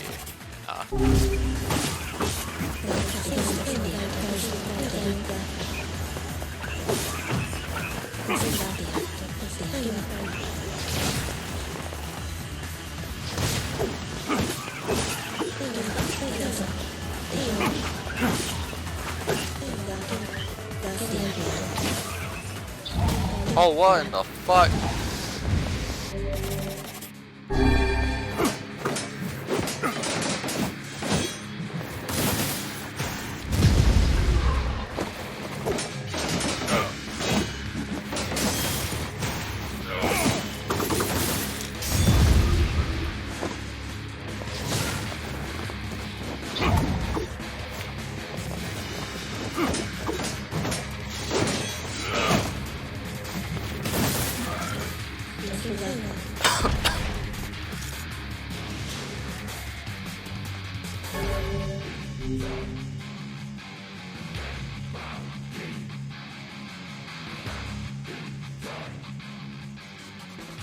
black sickness stains the future. They journey to the soulless vessels. What the hell is this?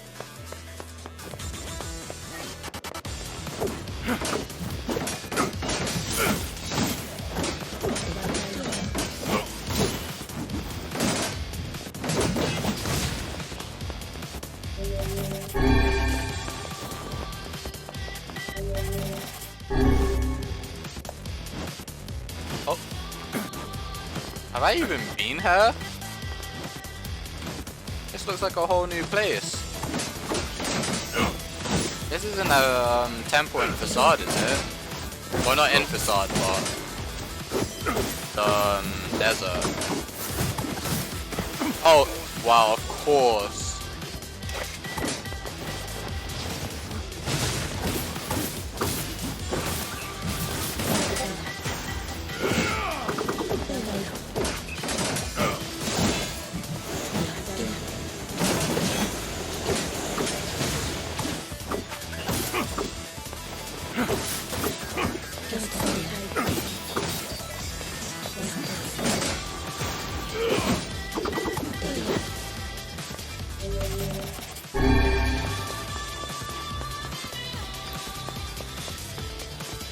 Oh no, we're not going there. Are we jumping over?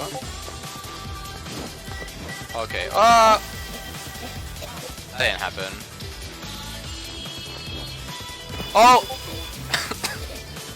It's so weird because at first it's like no air movement and then all of a sudden it just hits hard at once. Okay, there we go.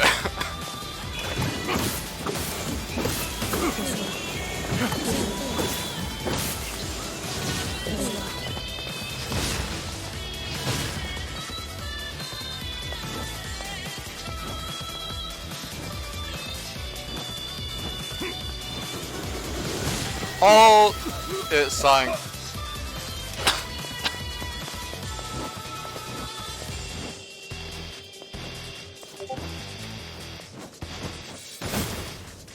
Let me just mute Discord real quick. I don't like it in the background. Which server is it? Why is this one active? I'm not even active in this server. Wait, it is muted. Which server is it? Just mute all my servers. 8 hours.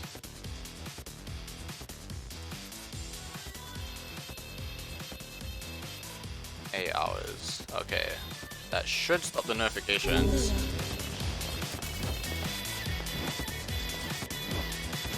Oh! What the fuck?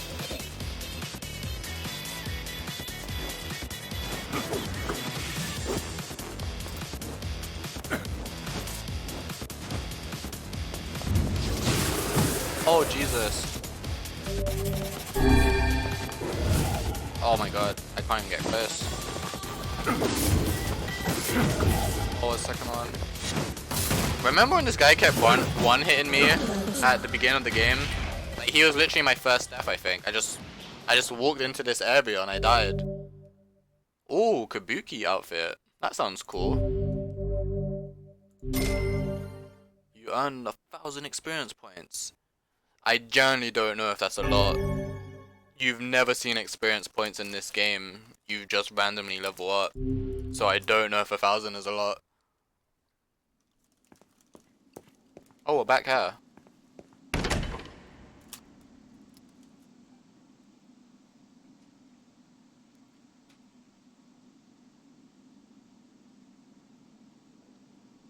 Why is my phone making noise now? Shut up.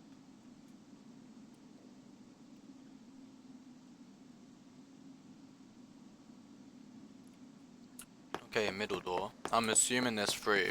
After this there'll probably be one more. Yes, go through.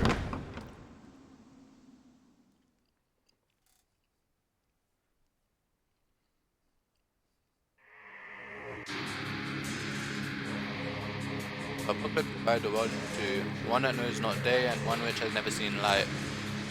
Or night, I think that was. Light or night, I don't know, I can't read. That went way too fast. The following actions are prohibited in this room. blade wielding tiger. Ow. Wait, does that mean I have to use magic? The throne actions protected turtle, okay. Blade wielding tiger, protected turtle. Oh shit, wait. No, the timing is awful. Wait. Oh, okay, it wasn't the text I was missing. I had to pop up some Adobe bullshit.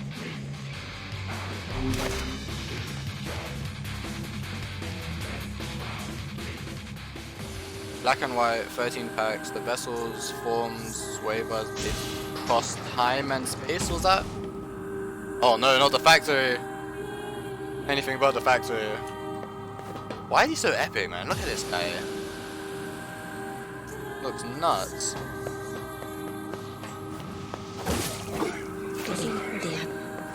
Oh, okay, I guess we're going that way.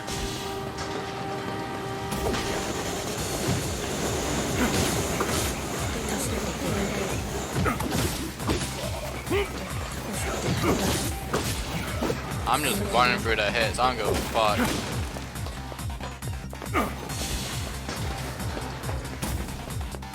I probably should have healed her. I'm very low. That's locked. That's open. That's open. And I have no map. I can go this way. Oh, actually, no. No, let's go this way.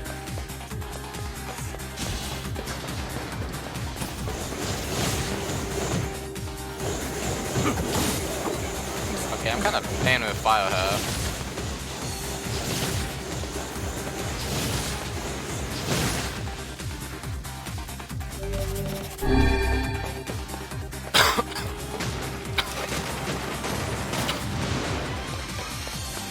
It's the yellow light. Oh, okay.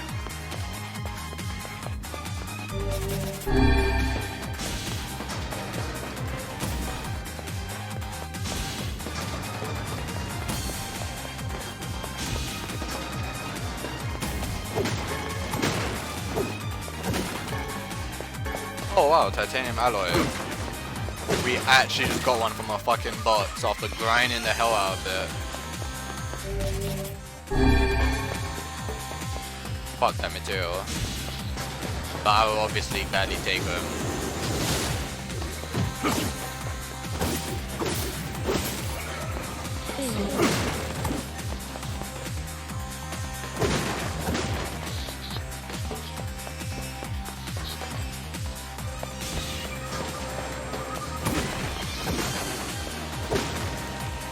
It seems we have been shut in.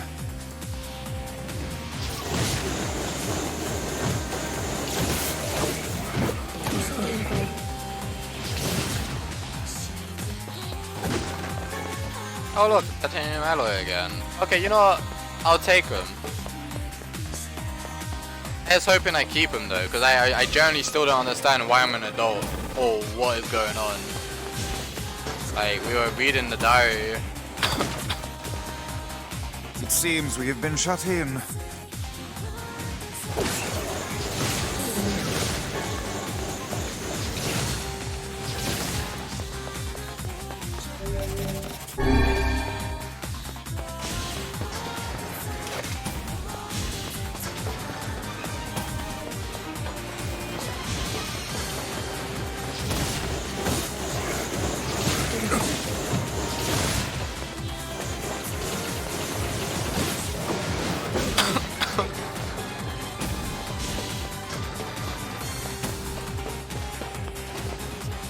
It Seems we have been shut in.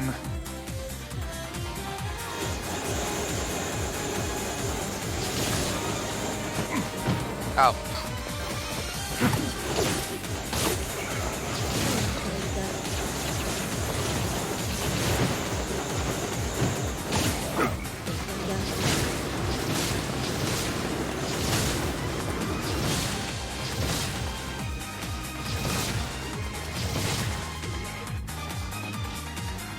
Anyone else? Okay. Guess I gotta go back. Oh no.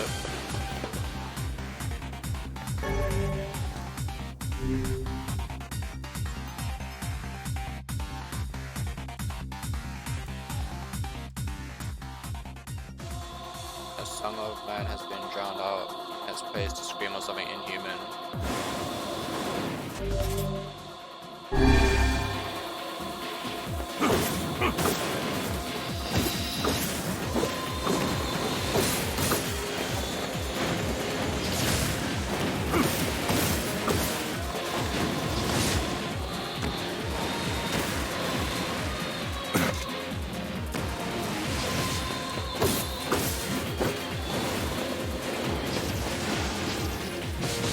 Oh, golly.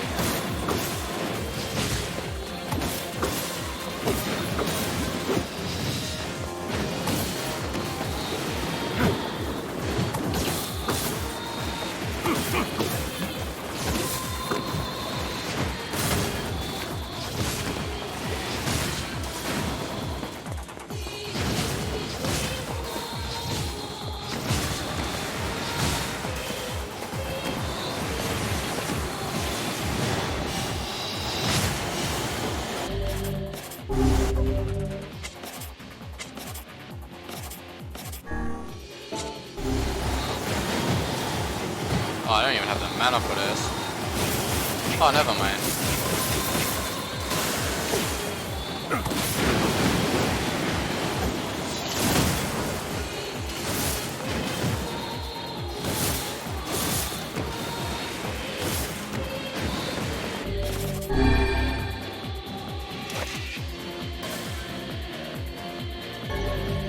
Obtain the two-handed sword falls Lamin? Lamin? Music's so good. The sky falls with a dragon, the world ends this day.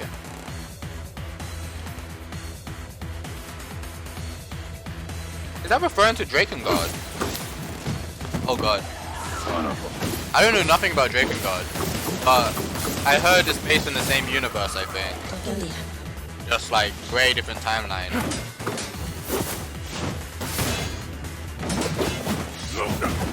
Oops.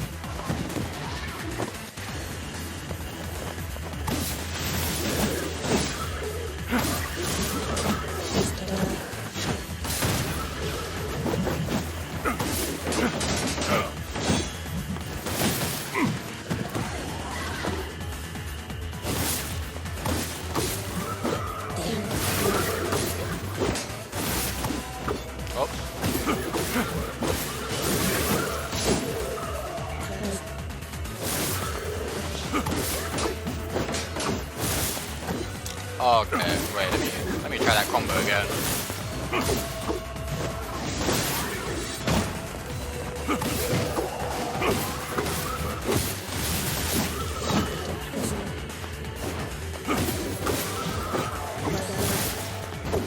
Oh, I fucked it. Oh, it didn't send out that time. Oh, hello.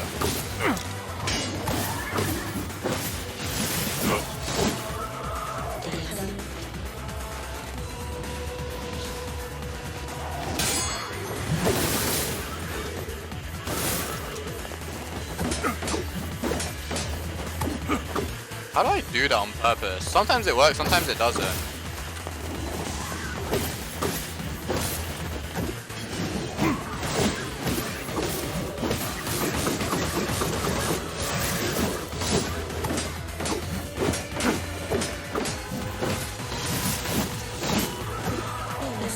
I don't know how to do it.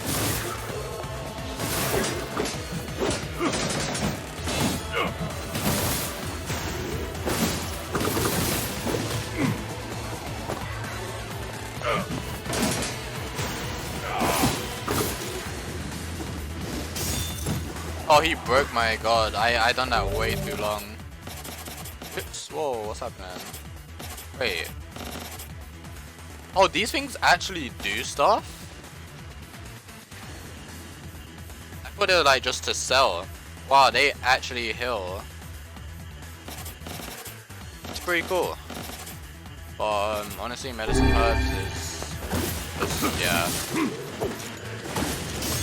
Okay, it wasn't the timing, it wasn't that I held it down. This guy's just a lot stronger.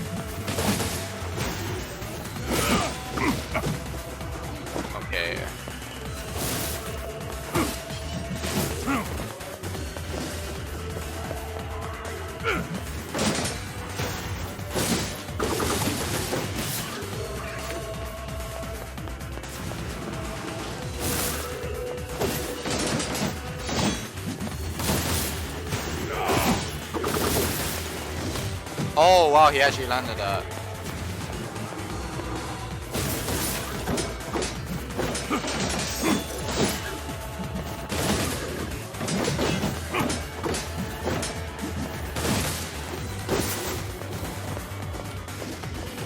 Oh, what the fuck is that range? Did that even physically touch me?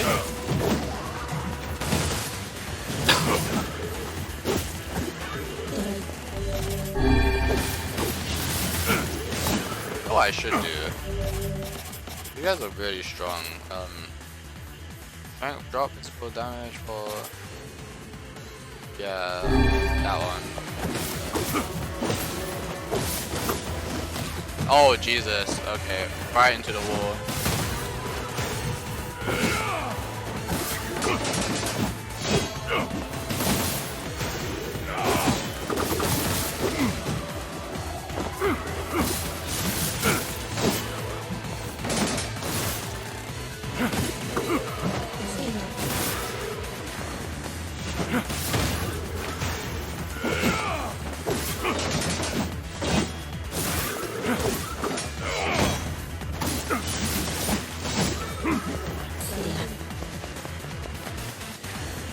Oh yeah, what was that sword we got? Oh, never mind.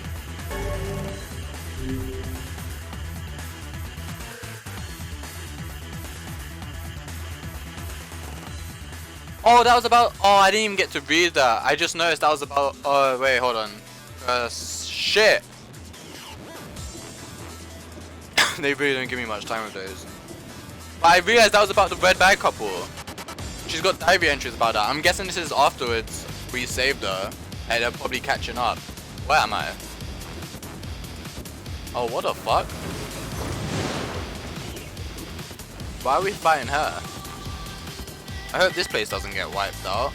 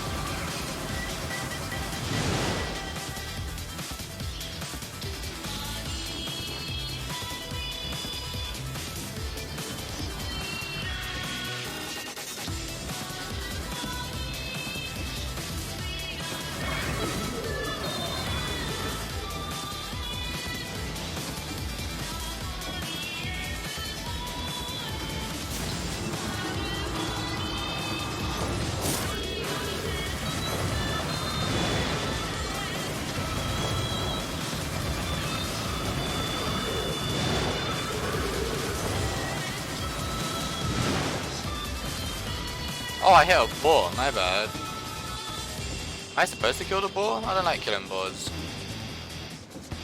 Except that one at the beginning that fucked me up.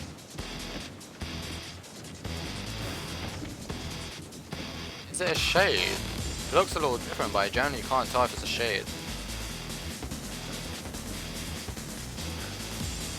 Okay, I guess you die. Why is there even a boar here?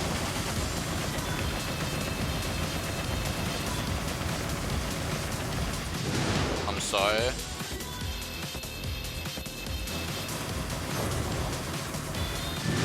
It's like a arcade game, like some sort of shooting range. You gotta hit all the targets.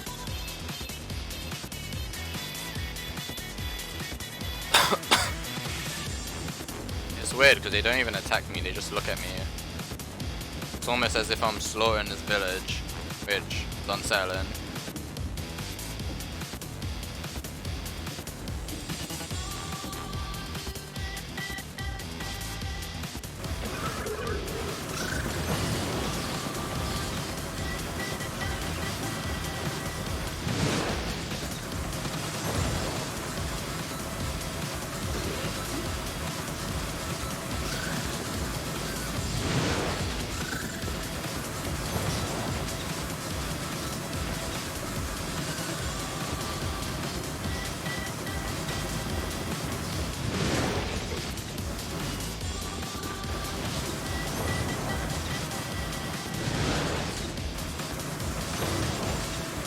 damn bats are here.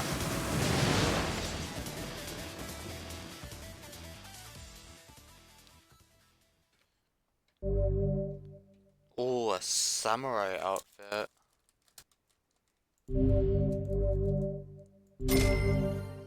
4,000 experience points. Oh, 10,000 gold.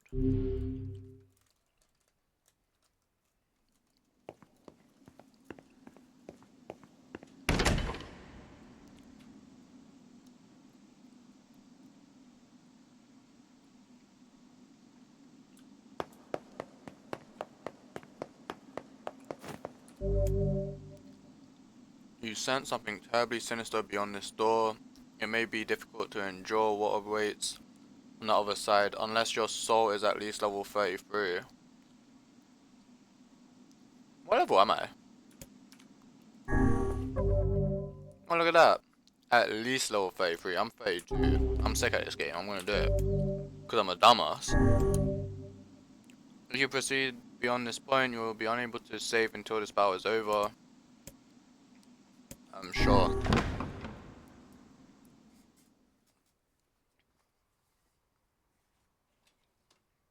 Am I gonna regret this? I feel like I am. So as long as this memory exists, so long as mankind has hope, a bloody battle will be waged on the holy domain.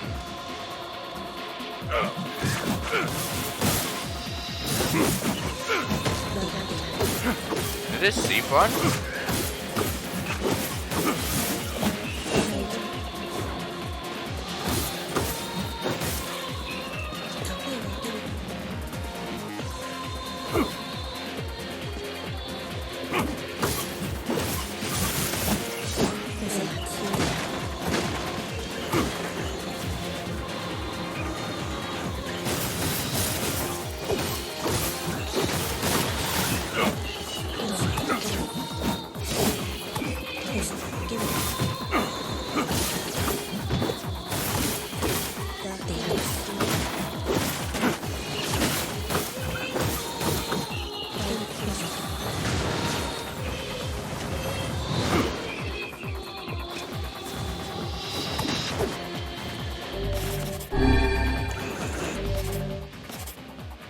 Oh, that looks cool. This is... Wait a minute. Good. Okay. Do they have the same stats? This is moderate. Same stats, except that's very heavy, which means I'm slower.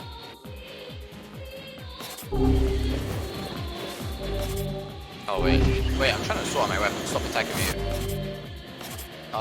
Iron Will. Wait, that's not what I was using, is it? Okay, they didn't change. Cool.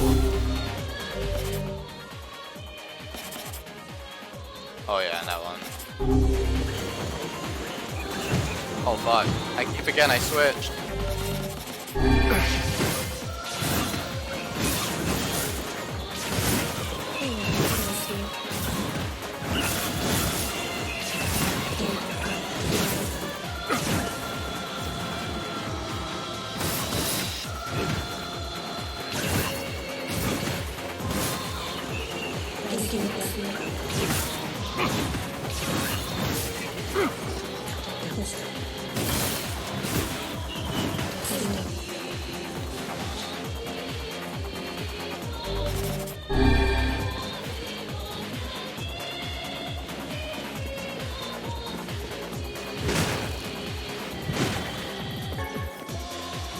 Was I supposed to do this diary at this point in the game? I mean, they gave me access for it, but I haven't been here in the game, wherever this place is. Unless it is Seafront. Oh no, it is Seafront, never mind.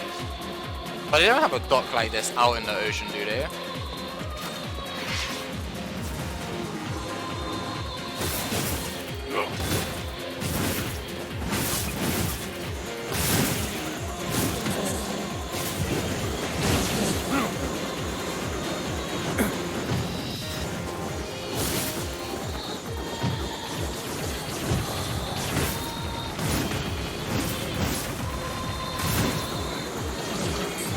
Well, he actually ran away to shoot and keep his distance. That's quite smart of him. Oh hell, holy shit, hello. Oh, I blocked way too late.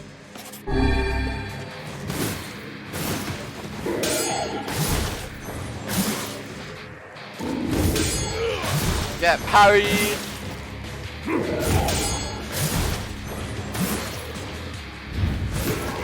Oh, I either fuck that or I can't parry that.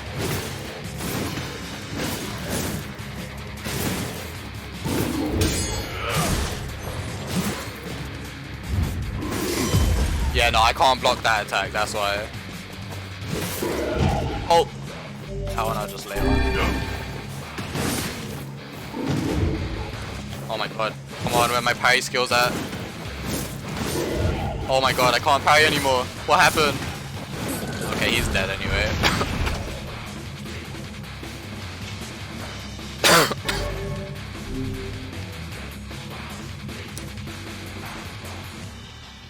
Foolish human, foolish human, foolish human, foolish vessel. Oh no! The boars! I need a fast weapon if I'm fighting these guys.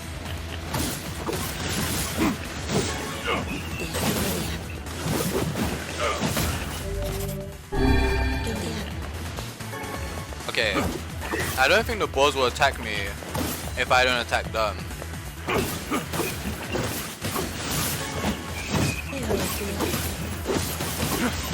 No, no. Oh.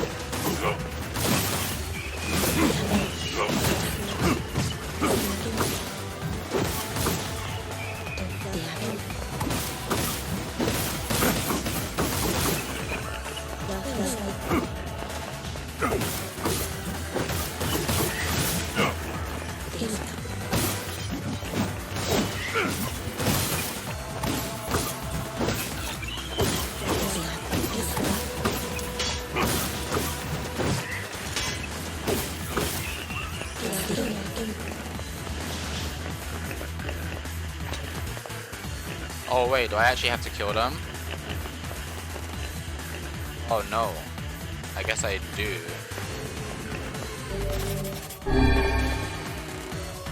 Okay, I have no choice. I'm sorry, my guys. Yeah, here we go. Oh, too late. Oh no, too early, I mean.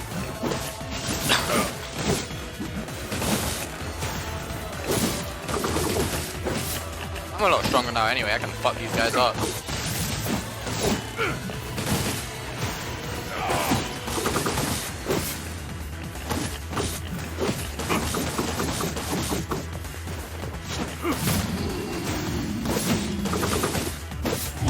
Oh Jesus.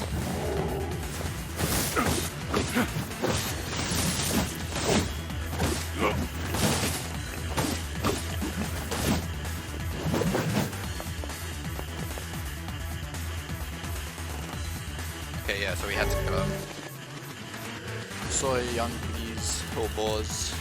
I think some boars are practically the same, right? Except one has tusks.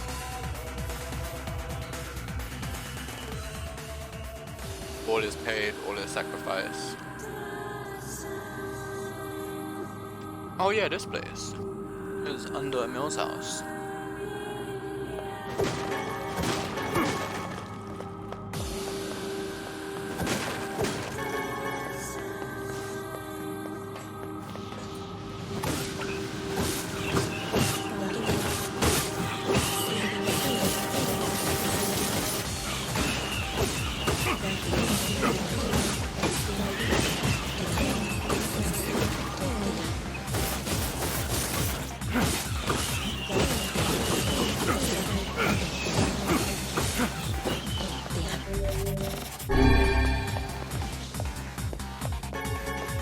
Titanium alloy and a crystal.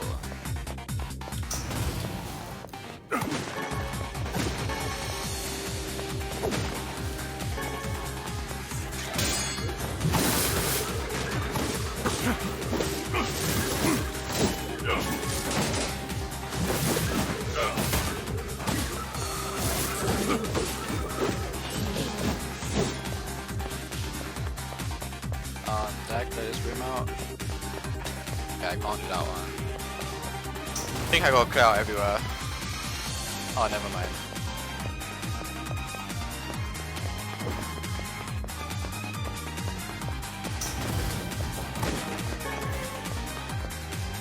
This is actually really good for rare materials. It seems we have been shut in.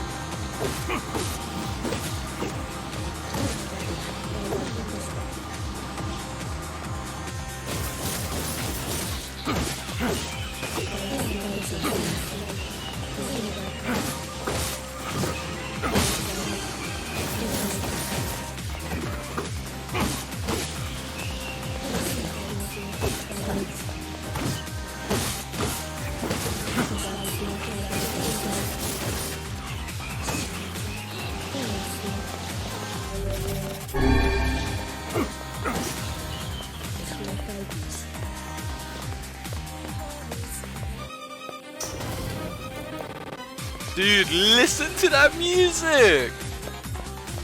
Dude, that was fire! Holy shit, that was fire! A star to the music team.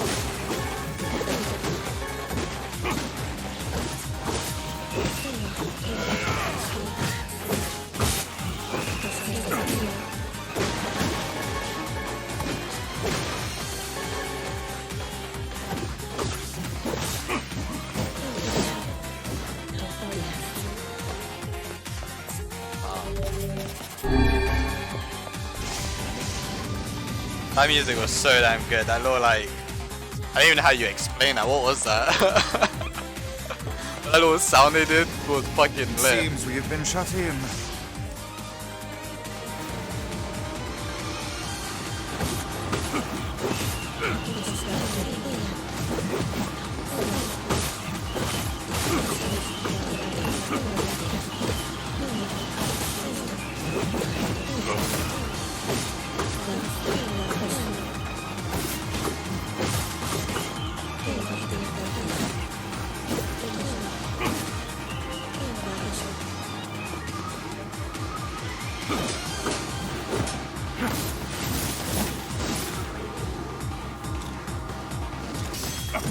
Oh, damn.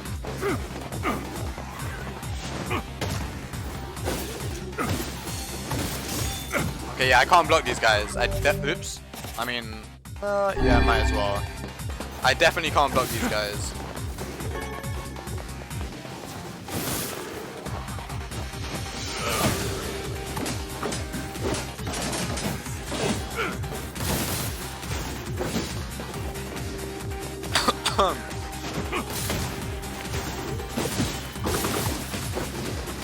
Oh damn, the range on that spin.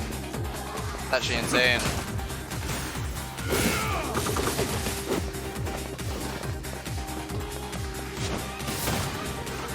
Oh damn, he went flying.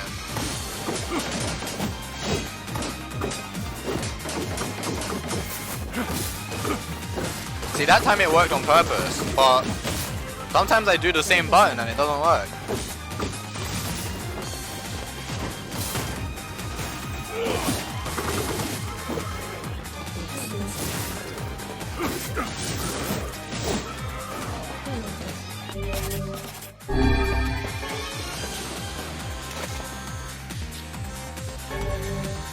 Obtain the spear, falls a chord. Cool. I always love a good spear.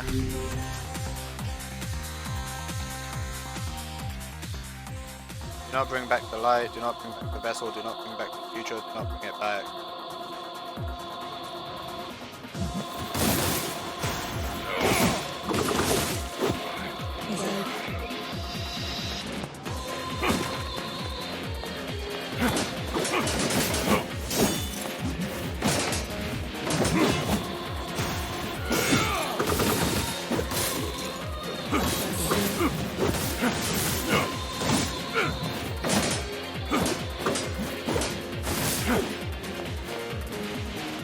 Dead?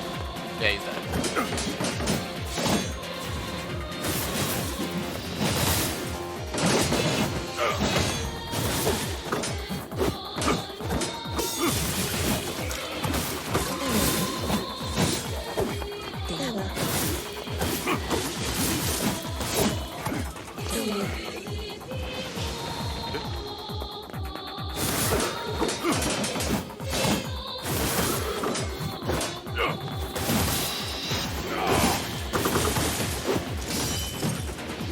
I don't know why I tried to block that.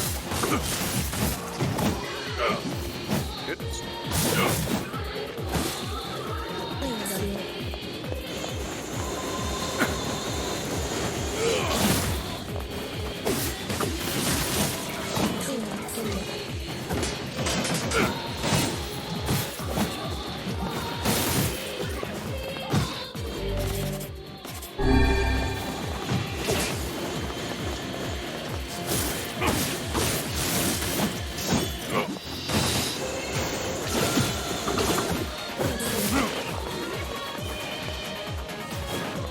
Oh, why did it go over there? That was weird.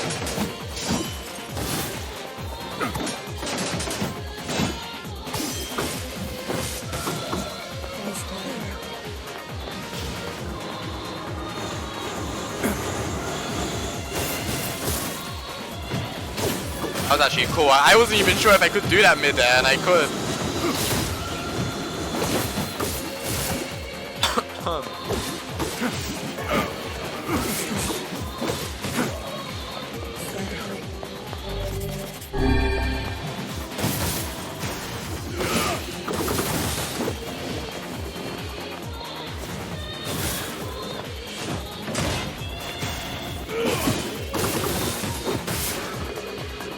Oh, I knocked them both down. Sick.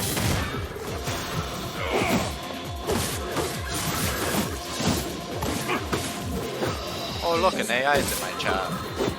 One of those follower bots. Oh, that was out of range.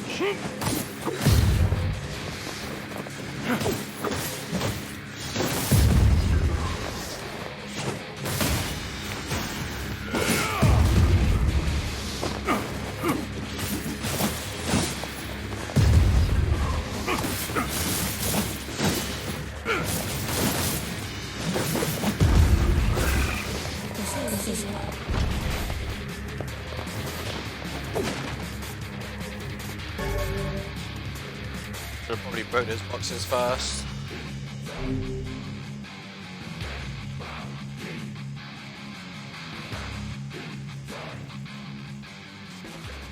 Every beam of light is an invitation to death.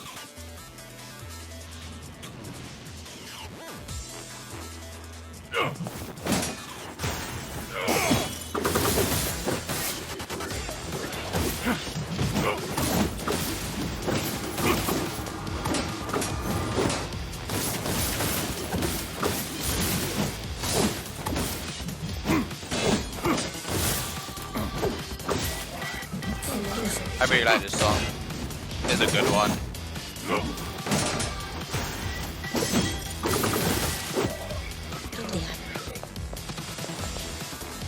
Oh, the bridge is broke. Wait, oh, this is... I don't even know if this is the right one. This could be any bridge.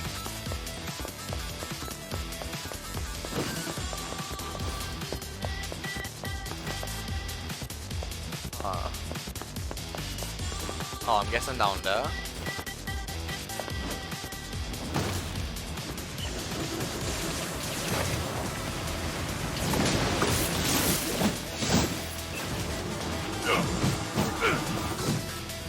Oh shit, I thought I died.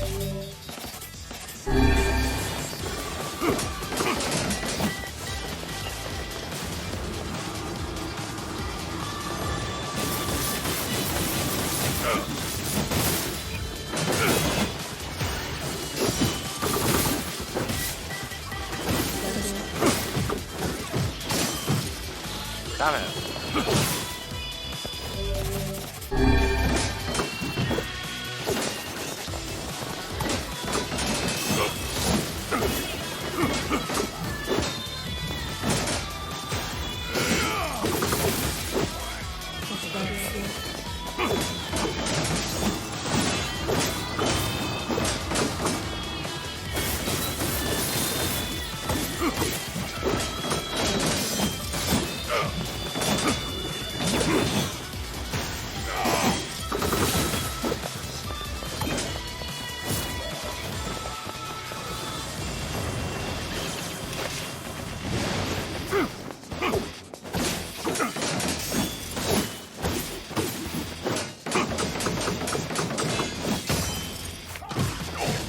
Oh, what the fuck?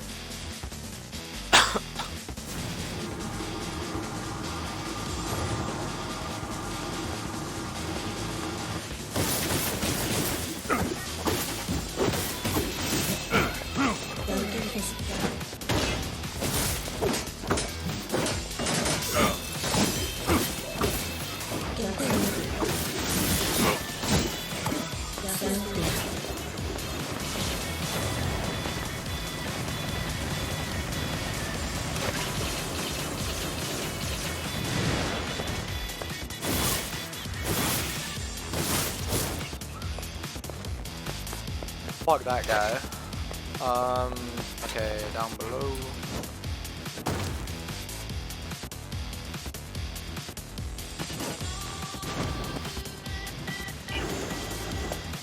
I make the jump? Oh, whoa.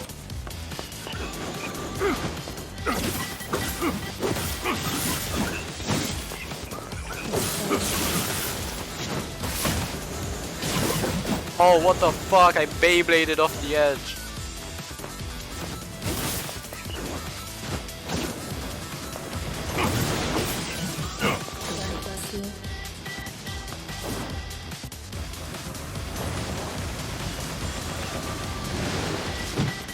Oh, whoa, what the hell? That had a huge impact.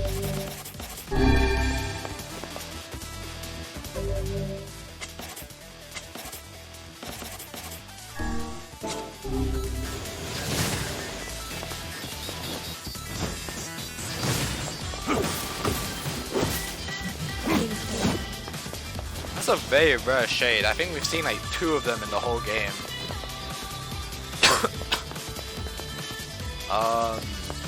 Okay. This way. Bruh. Oh. Okay, I guess I made it. Oh. Bruh.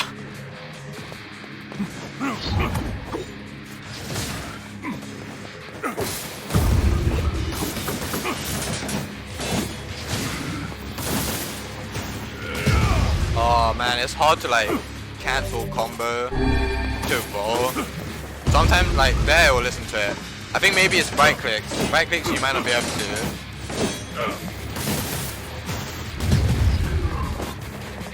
There's an awkward place to be fighting such a big fuck. Oop. That is not what I wanted. Oh actually, you know what?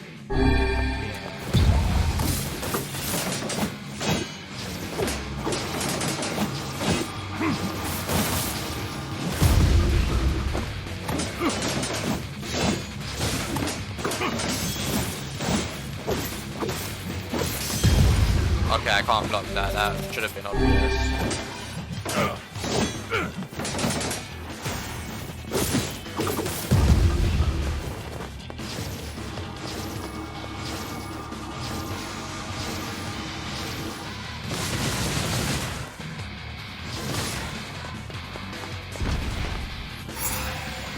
Oh, is that another one? Bruh.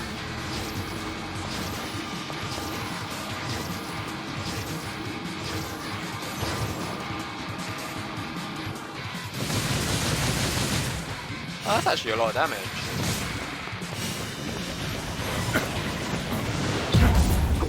Oh shit.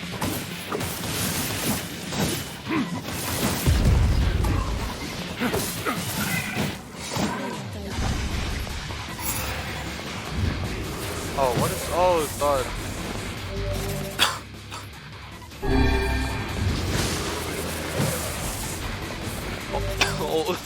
That actually hurts a lot. Magic drop. No. Magic capsule. No. What was it? Spirit drop. Ow. Damn, this guy really does a lot of damage.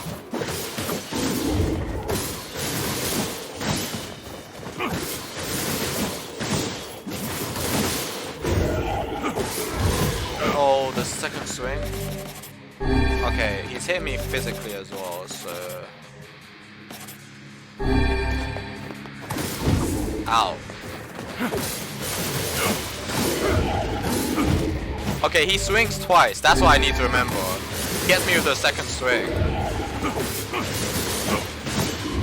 Oh god, and he hit me from behind somehow. God, can you bow when I ask you to bow?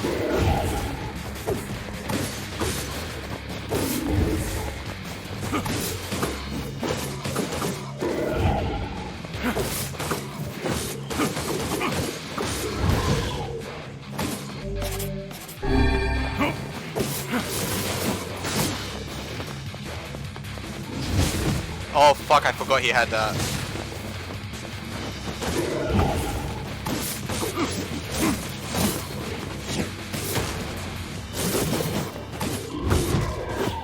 That hit me? Alright, oh fuck, another one. Something's to my left? Yeah, what the hell? Oh whoa, what the fuck? Fireball Jitsu?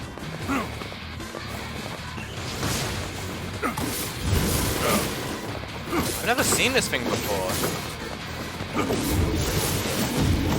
Oh, that's a lot of damage. Alright, wait, I gotta sit up. This is getting serious.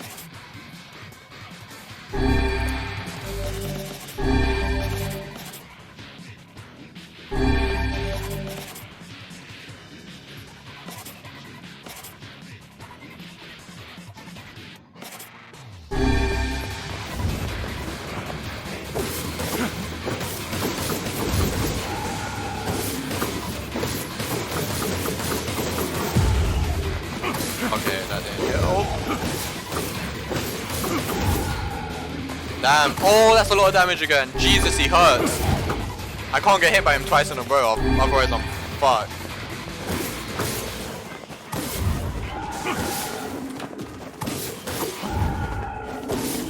Oh my god, he swings fast as well. I've barely heard him as well, and I've hit him so much.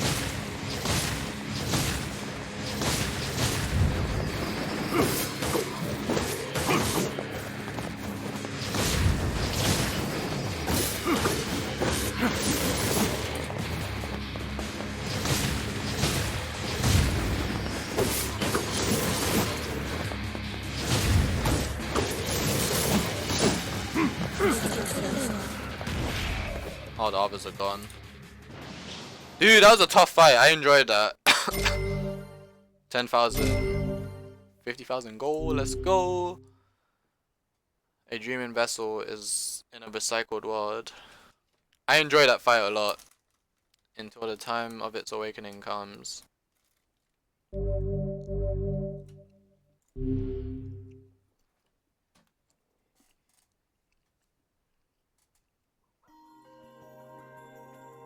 Is that all? Bro, what do you mean, is that all? We just murdered so many enemies by reading a diary, which I still don't understand.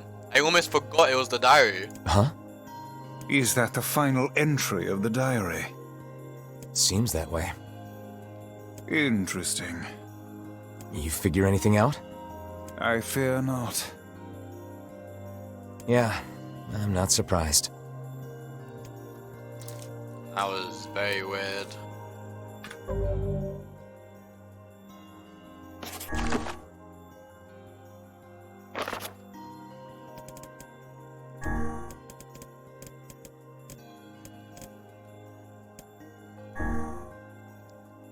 No, go back.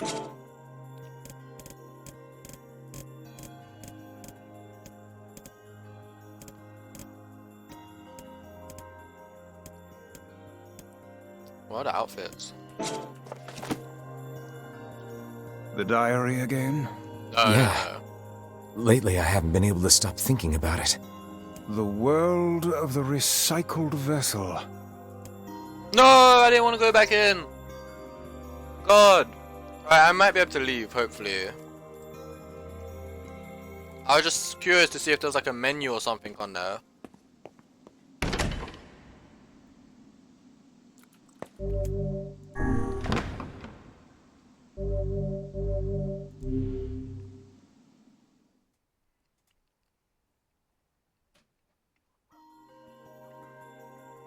My word.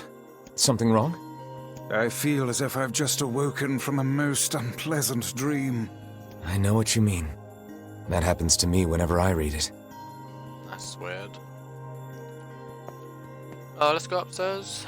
Nothing up there. Alright, let's take another look around. More items.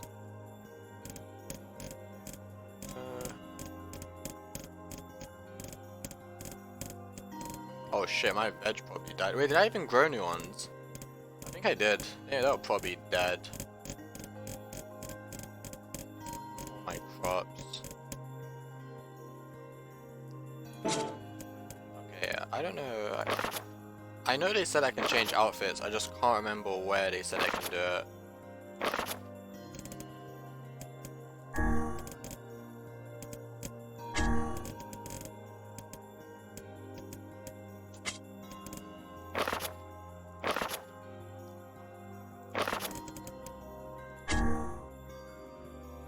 Oh, you can see your XP bar. Like the deals, I mean.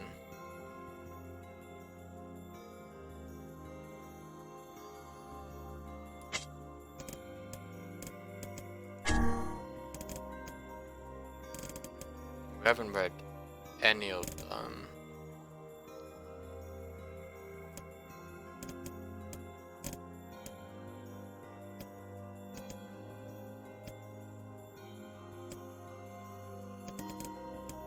Actually, no, I think I have been reading these when I received them.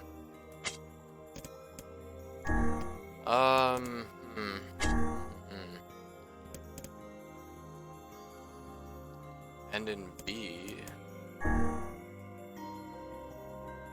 Oh, okay, yeah. Hidden items.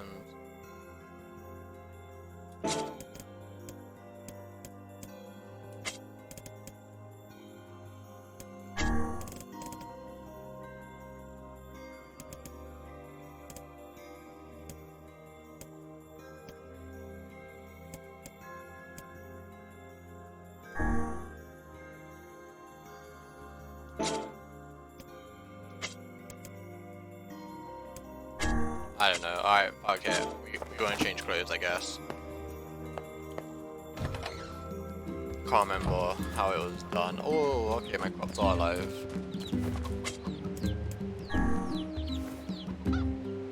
Yeah, we didn't do any in that one.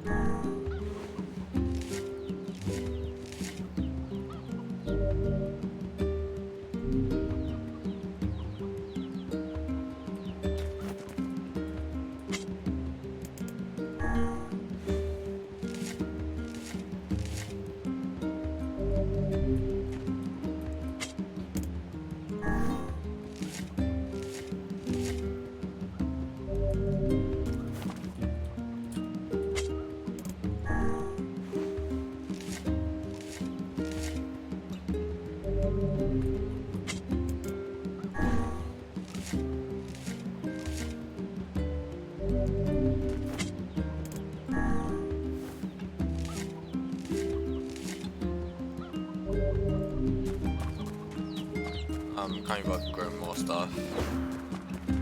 Email. No.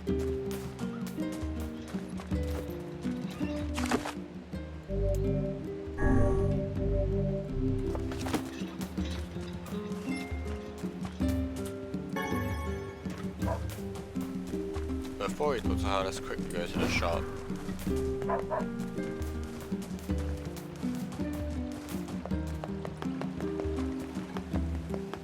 I worked it out.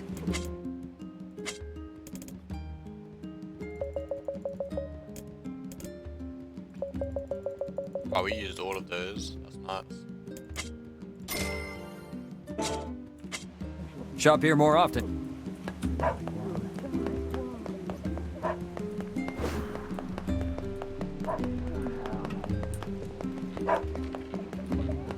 Welcome. Oh, we've already gone. Wow. Blacksmiths always do well.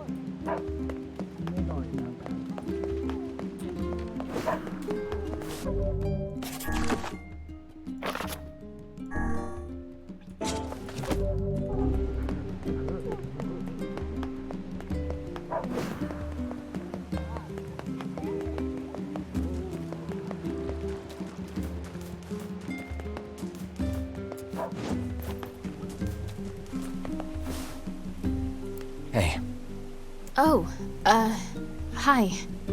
I kinda thought you'd never talk to us again.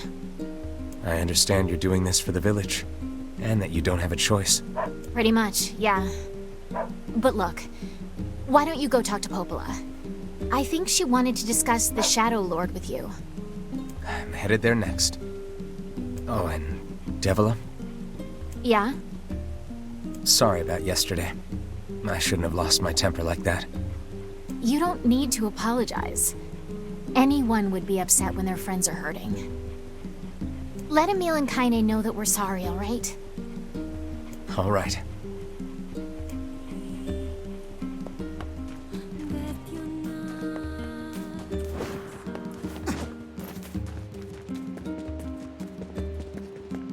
That was weird. The music started for a second and then it just stopped. Like the lyrics.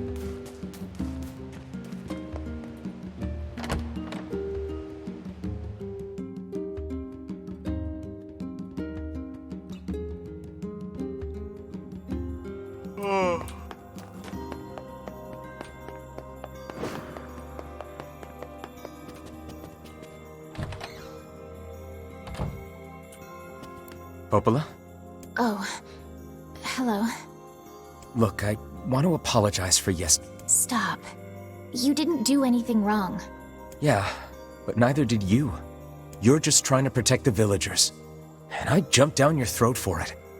It's very kind of you to say so. Regardless, please don't let it trouble you. Ahem. I believe there was something you wished to discuss with us. Oh, right. Yes, about that. You know about the lost shrine, right? The temple where I was first discovered. That's it. Well, it seems that the Shadow Lord's lair is connected to it somehow. Oh ho. It was right under our pages the whole time. But the bridge that leads there is unusable. So take a boat. A boat? Yes, the canal's finally been repaired. It took a lot longer than expected, what with the shades and all. I also asked them to provide a boat at the path to the Lost Shrine's back entrance. The ferryman will let you use it free of charge. That should make it easier for you to move from town to town. Thanks, Popola. I feel like you've done so much for me. I'm really grateful. All right, I'll see you around. And for the love of everything, be careful. And for the Okay.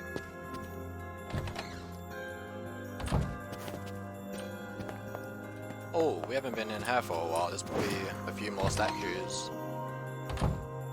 What is the purpose of this place? Beats me. Maybe it's Popola's hobby corner. Oh, I guess because we've gone back in time, not all of them are here. Damn, I should have had a look before I finished Route A.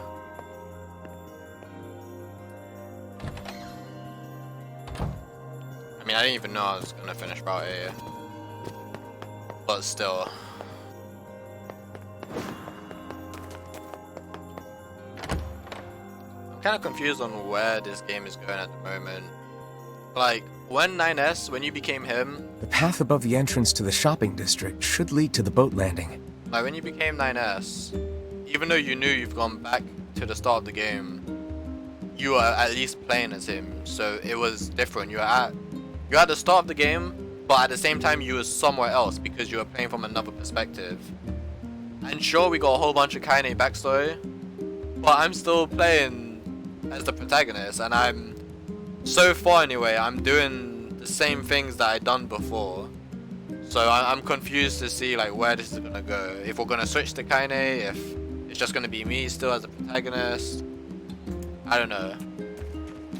How excellent to know the canal is finished. Hopefully this puts our days of running all over behind us. The faster we can move, the faster we can save Yona. Let's use it as often as we need.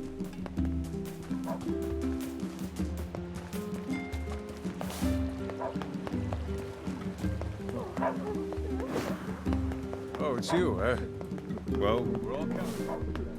Oh right, the canal.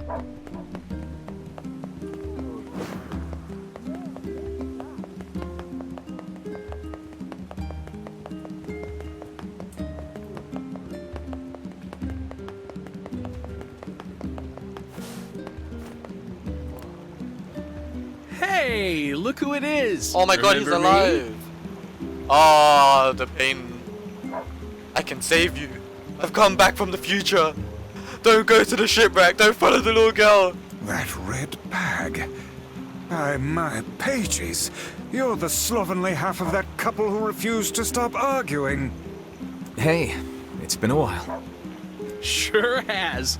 I've been in charge of this canal since we last talked. I gotta admit, I do miss this guy and his chaotic energy. Apparently I did a pretty good job with it because they decided to make me the permanent ferryman. Oh yeah, huh? Congrats. Well, I wouldn't say permanent. Thanks. Still, it's not all puppies and unicorns. The old ball and chain is always harping on me now about how much I work. Anyway, if you got a place to be, just let me know and I'll take you there. I don't even know where I'm going. Am I supposed to go? Oh, Lost Shrine again. This is what I don't get. Am I just repeating everything? Kayata and Vicey are always together. He says even though they argue, like, oh, I didn't get to be there. The Lost Shrine's up ahead, just past this cave. As well as the Shadow Lord's castle. Let us make haste.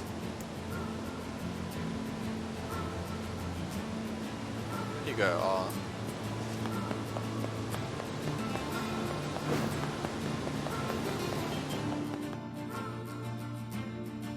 Like, it literally feels like I forgot to save the game and I'm playing all the stuff that I done before.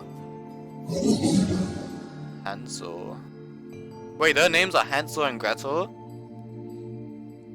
We didn't know the names before, I don't think.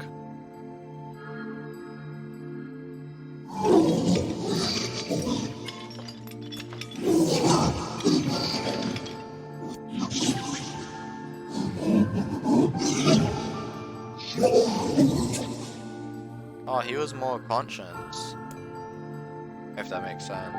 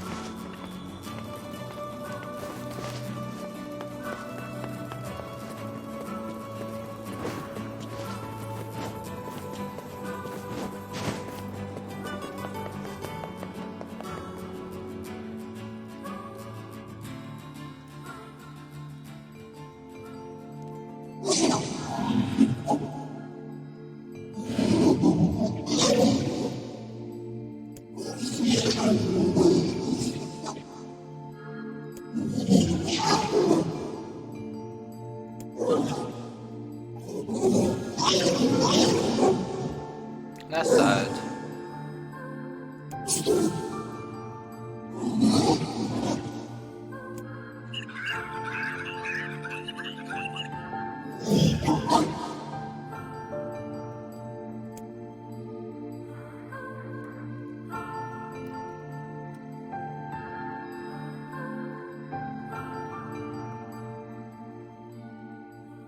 Ain't you excited, sunshine? We finally get to bathe in blood. Don't talk to me. I want to kill so bad I can barely stand it. Wow, so she could hear him this whole time.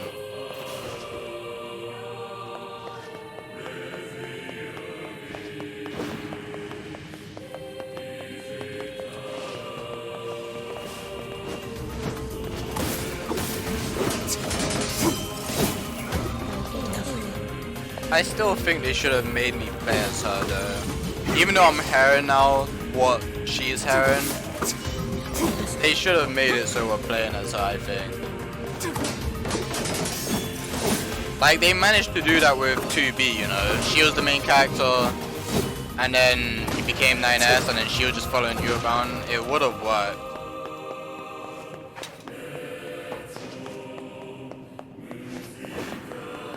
I'm guessing Route C will probably be about Emil. I still don't think he's dead after that big explosion.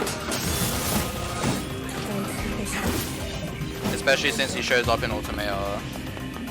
So maybe Route C will be him after that. I don't know.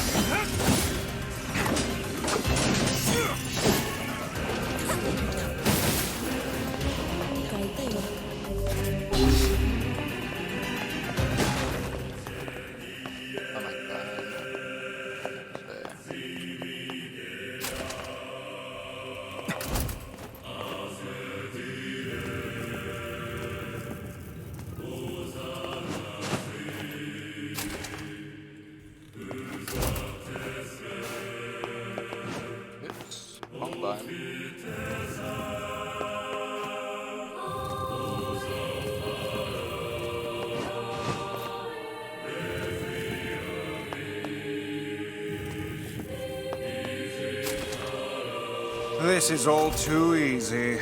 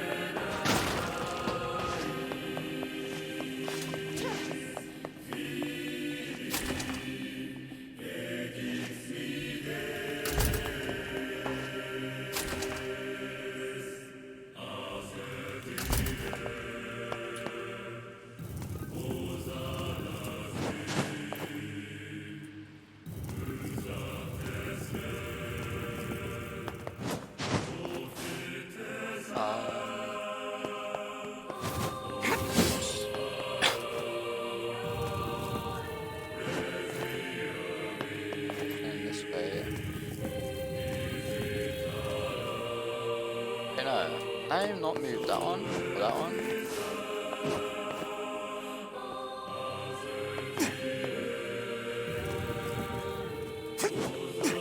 What am I doing? I might be clouded.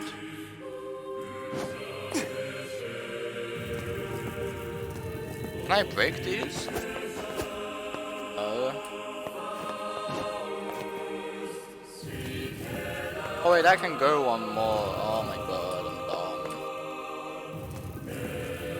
I am stupid.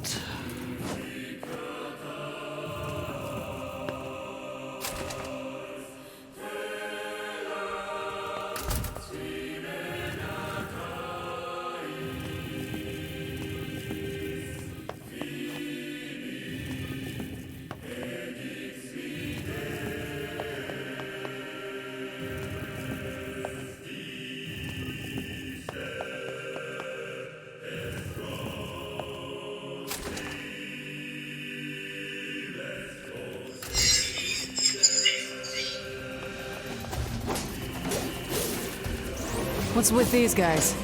Certainly not your garden variety, Shades. Their bodies aren't fully functional. Say, I've heard of this. A cursed area where incomplete shades gather.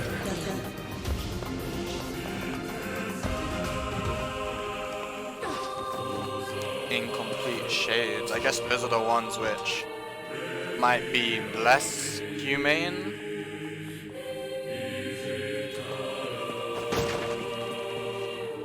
Like the ones that can't speak, I guess.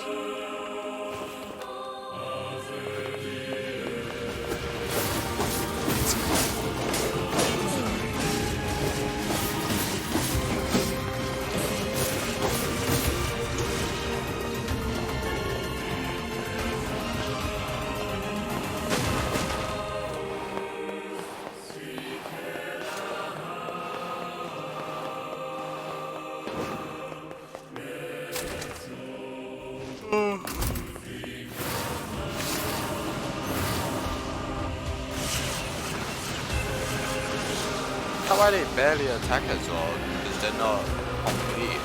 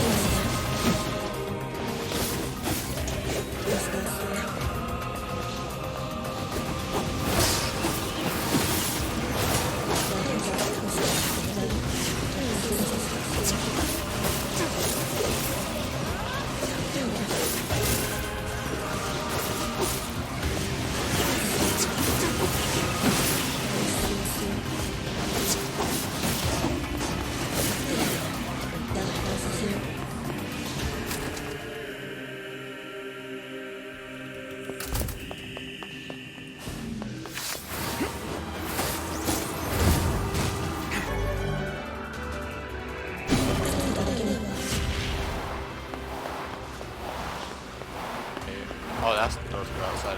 What's that?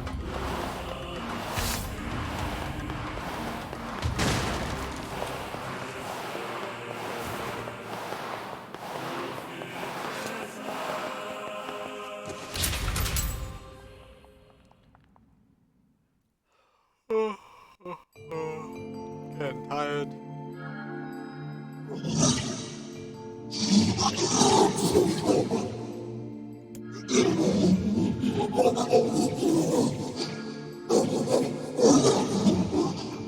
What does that mean?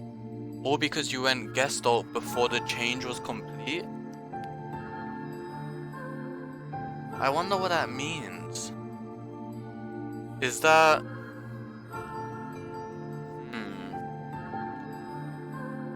I was gonna say, is that like turning into a shade? But then wouldn't that be the change? Or because you went Gestalt before the change was complete? Or is that what it means? That the body moved before the soul was fully moved? I don't know. I ain't gonna figure it out by thinking. But after all this, I think I can understand you. I think we can speak as equals. Damn, talk about character development. This makes me very happy. I hope we can spend the rest of our— oh, don't do that. I hope we can spend the rest of our lives together. I walk in. Oh, what's up? Let me just finish the job. Stab.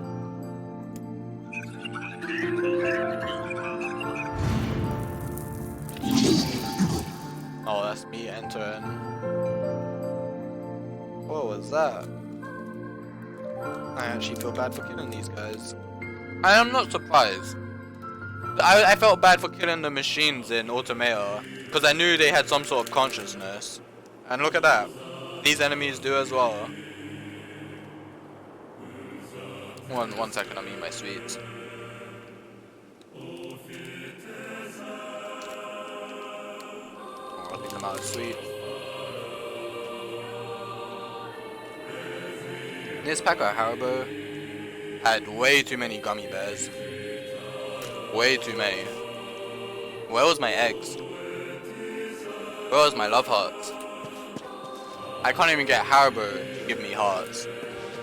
Kaine, Emil, look, from now on, I'm going to sleep outside with you. Why? I can't accept that you aren't allowed in the village. It's stupid. So you're staging a protest? Fun! I almost missed that Don't jump. waste your time. But it just feels wrong. Well, that's really nice of you, but you still don't have to stay out here with us. Emil. You got a super important mission. You can't sleep out in the rain. What if you catch a cold? Besides, I like camping with Kaine. Sometimes we sit around the fire and tell stories, or roast... Emil, that's enough. I got a fucking image to maintain.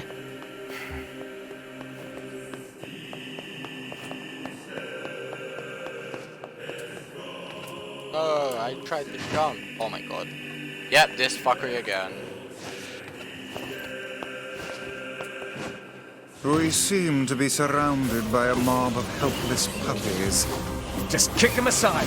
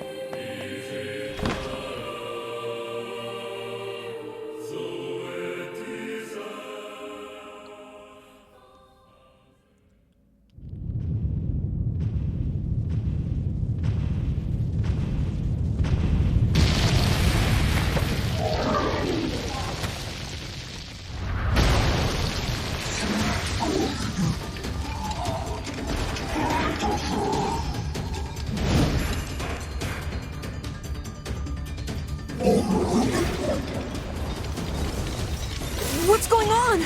There's dozens of them!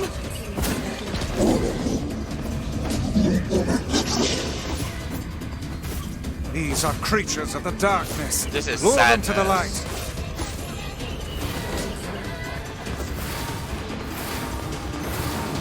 Pathetic to the end, I see. Aim for that statue. It's the leader.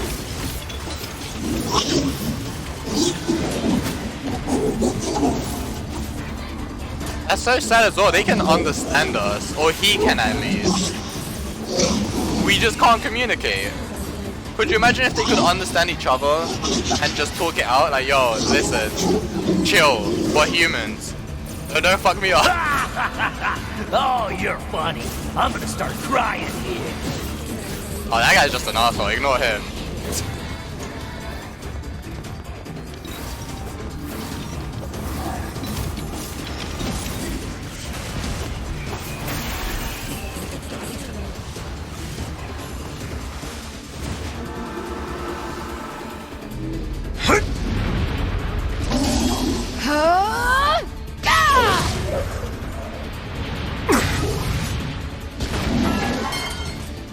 Have you felled the beast? Isn't this when Kaine gets stabbed? Yeah, it is, because it was just after she came back from being stoned. The way it deflects into her was insane.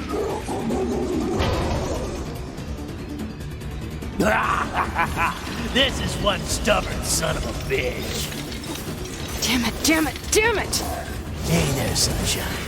You ain't feeling bad for this folk, are ya? Ain't no turning back now. You gotta lust for blood, embrace the slaughter. All we know is the thrill of battle Ain't that right, Kaine? Oh god. He's a really cool one as well. To be honest, he's probably, especially now, I think before as well, fuck. I think before I found out his little story. But now that I know more about this boss, he's even more so my second favorite. Because the design is really cool, the two knights. And then boom, right into her. Kaine! That deflect was insane.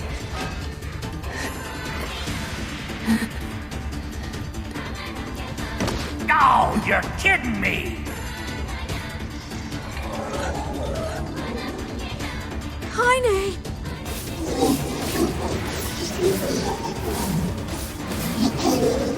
Oh, he's trying to move his body.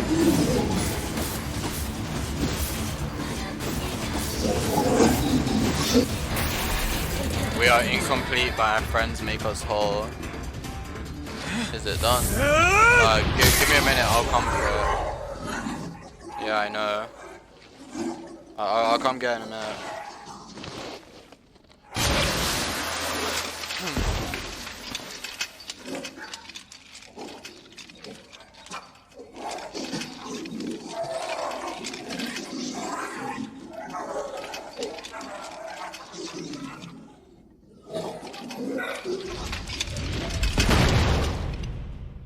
Man, it's sad.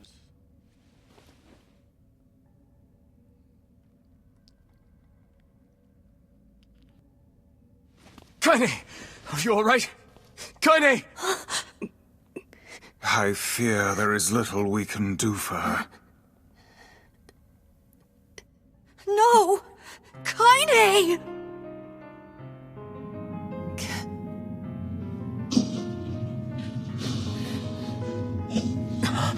What is happening? It's all over for you, Sunshine. Kaine! Kaine!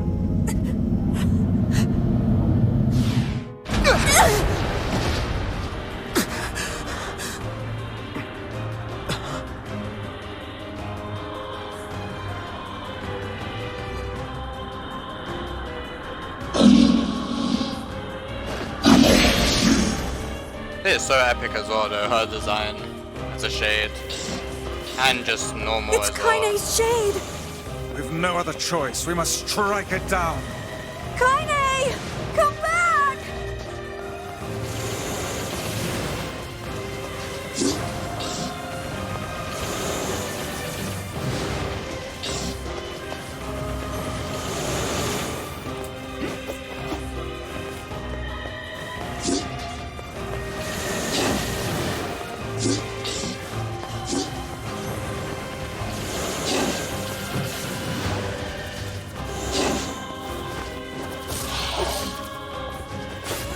Now, pin her down. Kaine, please! Oh dear.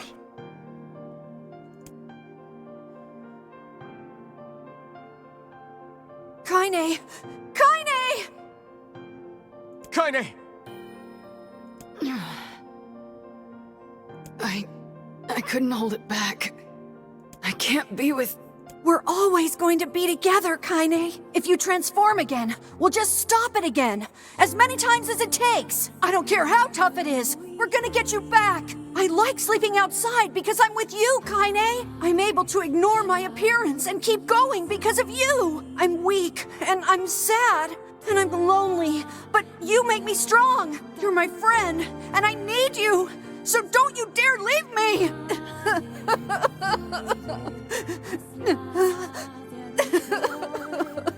All right. Stop crying. And thanks. I'm all right.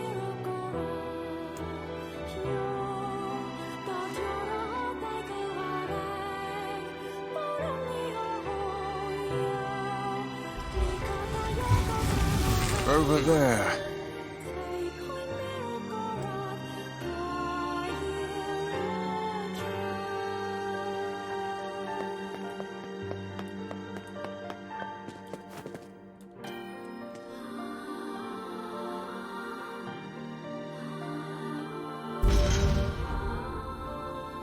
And what is this, hmm? Beats me. It's got some kind of writing on it, but I don't know what it says. How remarkably useless of you. Well, let's go ask Popola.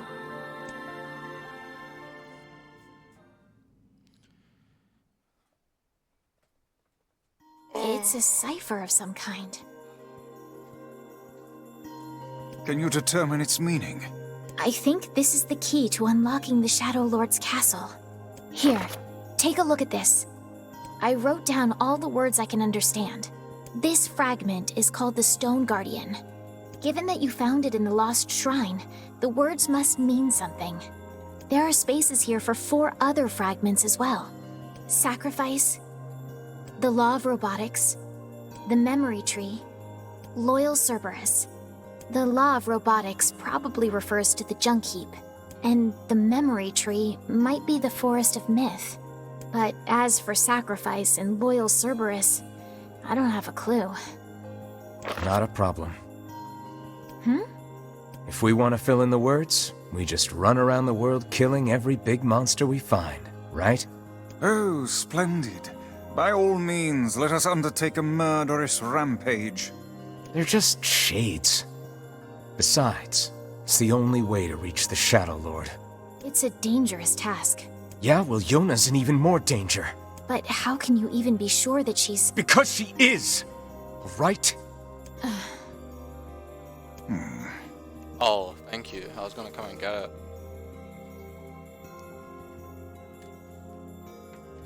It is dinner time, so I'm probably gonna end stream The Junk Heap and the once I Forest get of a Myth, yeah? chance. I'm on my way. It should be soon. Please be careful. Don't push yourself too hard. Oh, and listen. About Kaine and Emil. The villagers know how much they've sacrificed, and they're thankful. It's just... they're scared, you know? People can't change overnight. I'll hurry them along the best I can. But can you please give them a little more time? I'll try.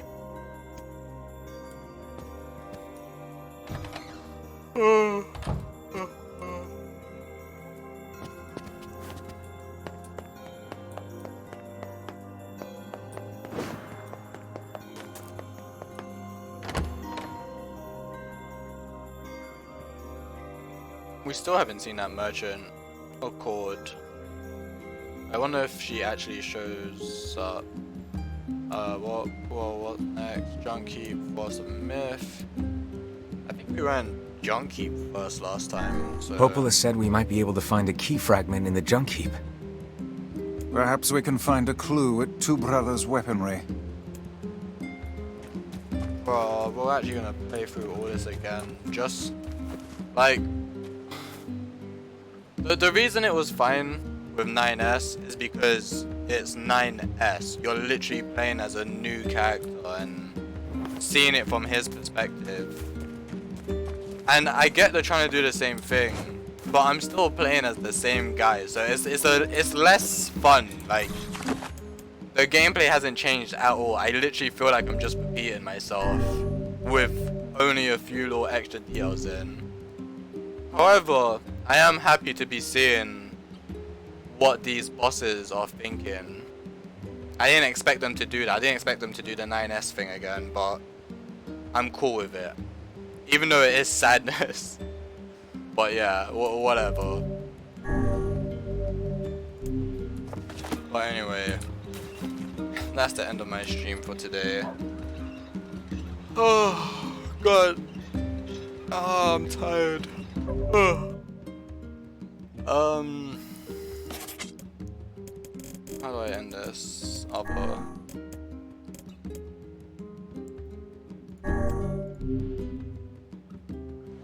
To anyone that watches, I appreciate it.